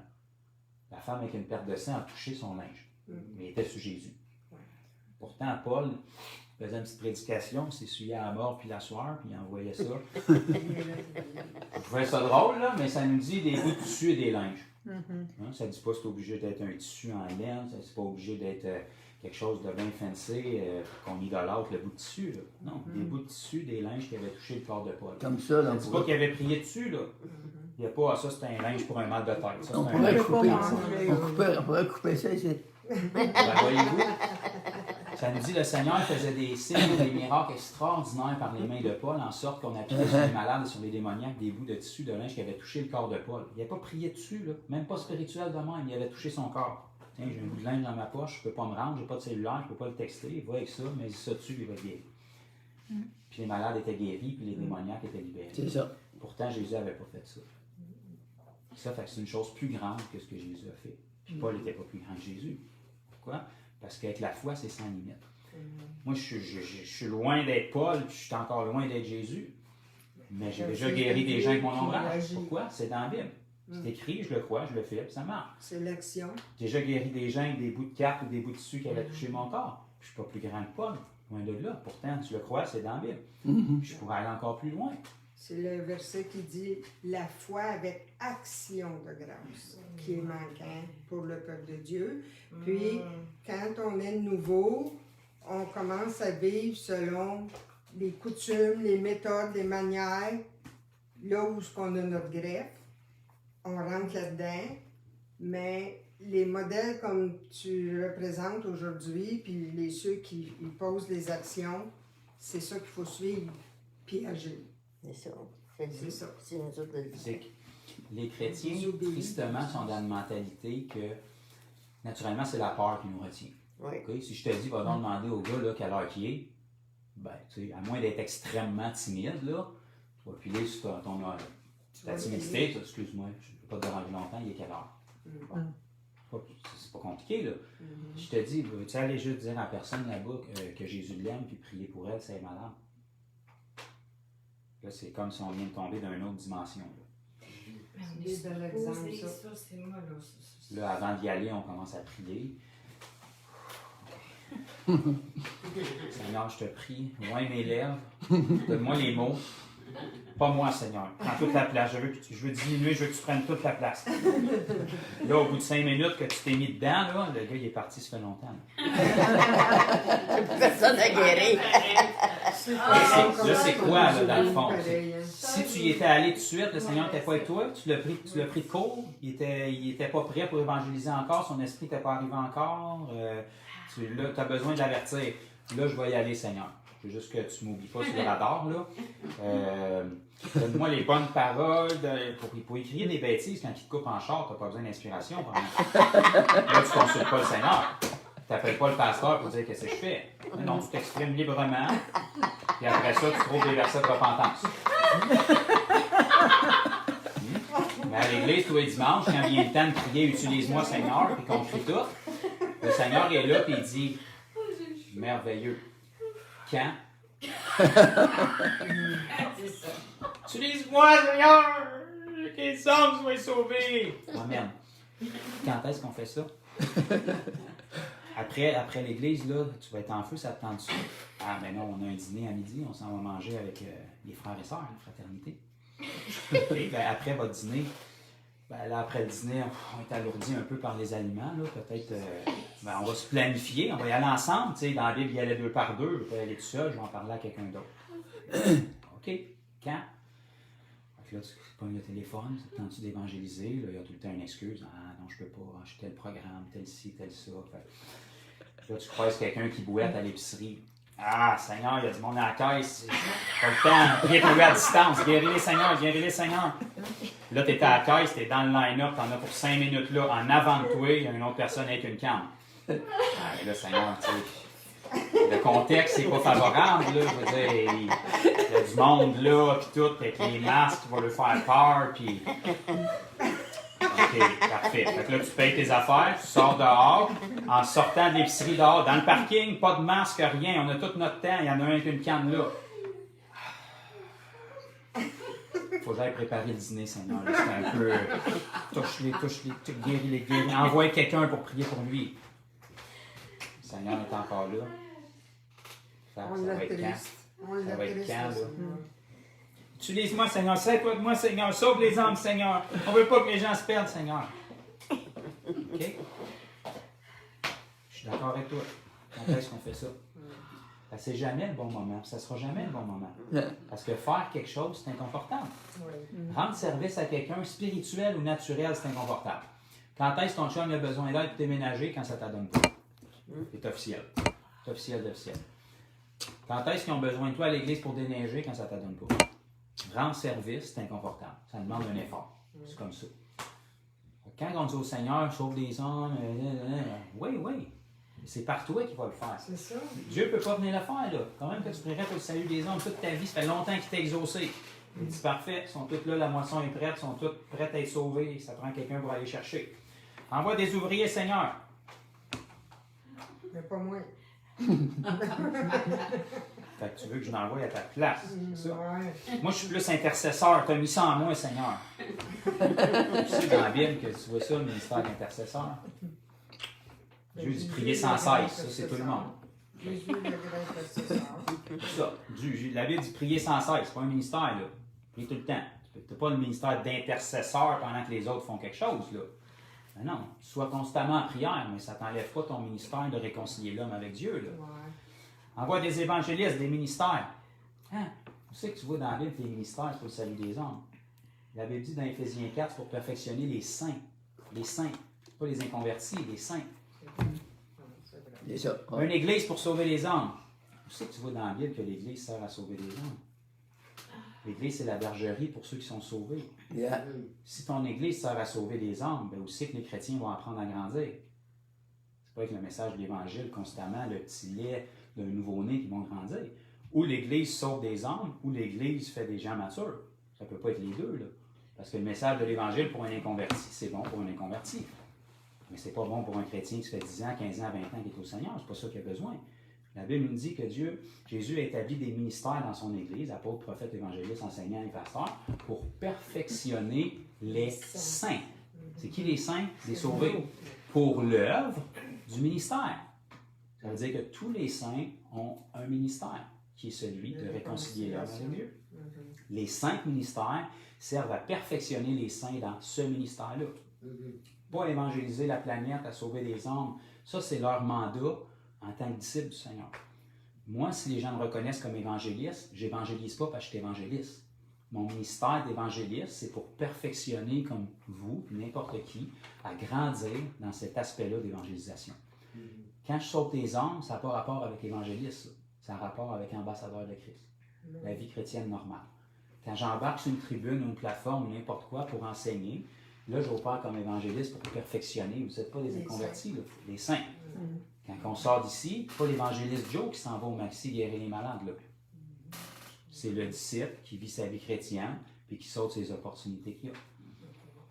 Fait que l'Église n'est pas censée d'être là pour sauver les hommes. Elle est censée d'être là pour perfectionner chaque personne et être efficace pour le salut des hommes.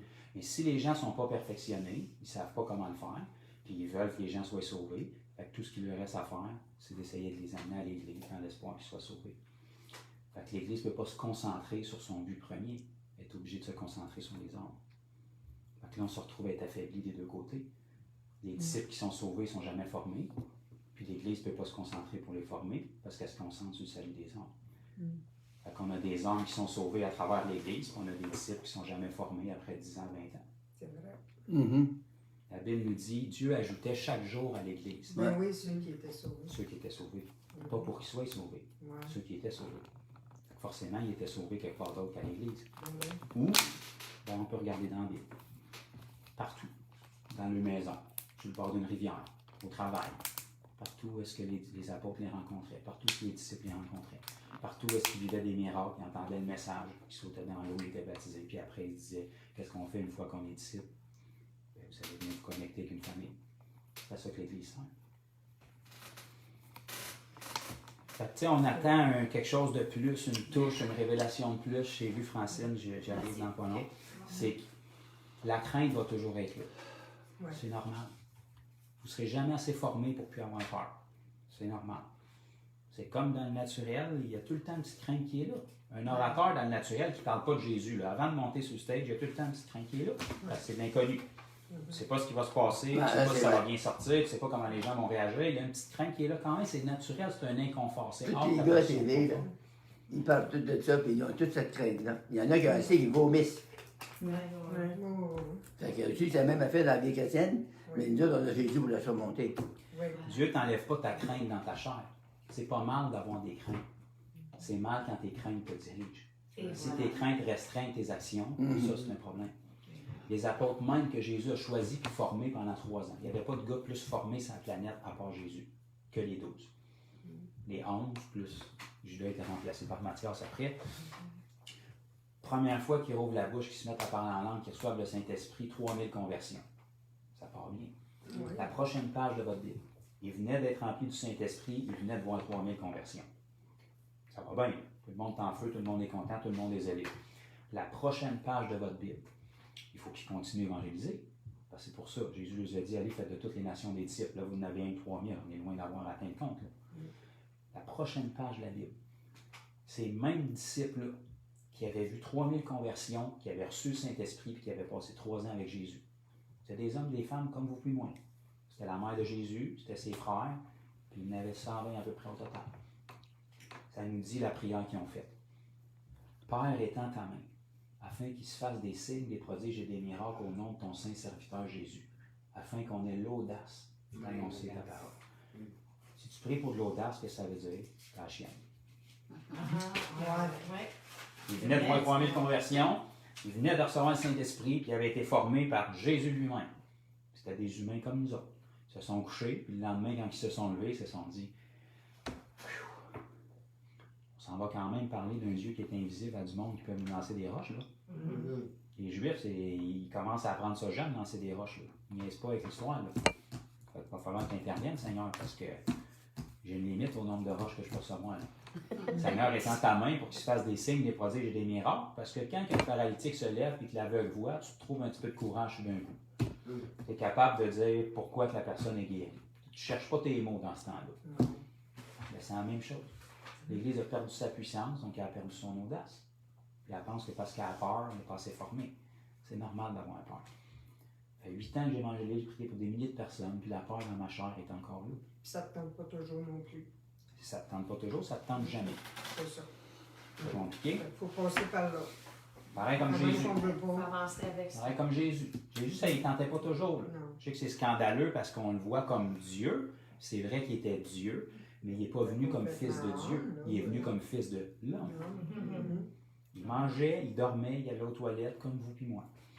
Ça ne tentait pas d'aller à la croix. Fait que dans le jardin de Gethsémani, il essayait de reparler à Dieu. Peut-être qu'on peut reconsidérer un petit peu le projet. Il y a peut-être une autre façon de verser mon sang, parce que des clous d'un poignet, je le sais que fils de Dieu, pas fils de Dieu, ça... Ça pique. Généralement, les Romains ne passaient pas de querelle sur le clou avant de le rentrer. Là. Je risque de le sentir au complet. Fait que, s'il y a peut-être un autre moyen de... Mais toutefois, pas ma volonté, ni la tienne. Il y avait de la chair comme vous et moi. Ça ne lui tentait pas, il aurait bien voulu s'en sauver. C'était pas un problème d'avoir de la chair. Être charnel, ça veut dire qu'il aurait refusé d'aller à la croix à cause de cette crainte. Toutefois, pas ma volonté, mais la tienne. J'ai peur, ça ne me tente pas, je ne sais pas quoi y dire, je ne sais pas ce qu'il va dire, je ne suis pas formé, je n'ai jamais vu de guérison à travers mes mains. C'est correct, les excuses, Moïse a toutes donné les mains. Toutefois, pas ma volonté, mais la tienne. Qu'est-ce que tu avais dit? Faire de toutes les nations des disciples? Parfait, on y va. Excellent message, Jean-Baptiste. Merci beaucoup pour cet excellent message. Oui, Francine. Merci. À quel moment as-tu eu ton baptême d'eau? Wow, on repart pour combien de temps, là? Non, mais c'est- Ben moi, j'avais été baptisé naturellement dans la procédure dans la vingtaine, là, peut-être. Là, j'avais À 20 20 ans, mais je n'étais pas sauvé. Non, non, je comprends. Fait que, pareil comme on m'avait dit, un chrétien, ça paye ses offrandes. Je paye mes offrandes. Mais Un ton chrétien, ça baptême donne sa dîme, paye d'eau, mes dîmes. ouais, c'est Un ça. chrétien s'est baptisé d'eau Et ça, c'était dans ta vingtaine. dans 20 ans. Mais il n'y a rien qui s'est passé là. OK? Parce qu'on est baptisé d'eau pour renoncer à notre vie. On ne peut pas renoncer à rien, moi. Là. On m'a dit qu'il fallait que je le fasse. Bon, il faut saucer dans l'eau pour aller au ciel. Pas grave, saucer dans l'eau, on va faire ça. Donc, j'ai été vraiment baptisé pas longtemps après d'avoir reçu le Saint-Esprit. Dans les mois qui ont suivi, pour la première fois de ma vie, j'ai entendu l'enseignement biblique de ce que c'était le baptême d'eau. C'est pas juste une tradition, la Bible nous enseigne que c'est une mort, un ensevelissement, une résurrection. La Bible nous dit même que c'est pour la rémission des péchés. Le mot rémission dans le grec, c'est libérer de l'esclavage Ça, du c'est le péché. baptême. Donc tu peux être allé au ciel, mais encore, tu peux aller au ciel après ta mort, mais encore être pris avec tes péchés. Okay? Donc on vient ensevelir le corps du péché pour être libre. Dieu ne veut pas juste aller au ciel après ta mort et ta vie soit un enfer. C'est pas. Il veut que tu ailles au ciel après ta mort, mais que tu marches libre ici. Celui que le Fils rend libre est réellement libre. Pas libre après sa mort, réellement libre ici maintenant. Fait que le baptême d'eau brise les chaînes du péché, t'ensevelit ta vie, la vieille Francine mort, la nouvelle qui ressort, elle n'en a plus de lien, puis là, le Saint-Esprit peut venir remplir. C'est pour ça que dans la Bible, ça se faisait tout en même temps. Il entendait le message, si c'était oui, on saute dans l'eau, si c'était non, on passe au suivant. Fait que tout se faisait d'un coup. Fait que c'est les mois qui ont suivi là, après mon baptême du Saint-Esprit, avant que je commence à évangéliser. J'ai vraiment reçu la révélation. C'est pas de l'enfer qu'on a été sauvé, c'est du péché. Oui, le péché, s'il n'y a plus de péché, on sort de l'enfer. Mais l'enfer, c'est à venir. Fait que c'est du péché que j'ai venu nous racheter. C'était ça qui était le plus gros problème dans notre vie. Ou je suis libre du péché ou je ne le suis pas. Là. La Bible, il n'y a pas de zone grise. Si je suis libre du péché, je ne suis plus esclave. J'ensevelis cette vie-là. Puis j'ai jamais combattu avec du péché à pu finir. J'avais du péché dans ma vie, mais j'ai jamais combattu avec des choses. La Bible dit que je suis libre, fini à partir d'aujourd'hui. Le lendemain, tu es tenté. Ben, c'est normal. En chair est tenté, Jésus était tenté.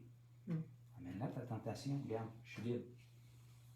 Le diable ne peut pas te faire de quoi, là. Voilà, Le diable te tente. Et toi, dans ton idolâtrie, puis parce que tu es charnel, OK, viens me tenter. Regarde, je ne bouge pas d'ici. Qu'est-ce que tu vas faire? OK. Dans 10 ans, si je crève et si je suis assis ici, je vais être encore le même. Je suis libre du péché. Il n'y a pas de péché qui va se faire ici.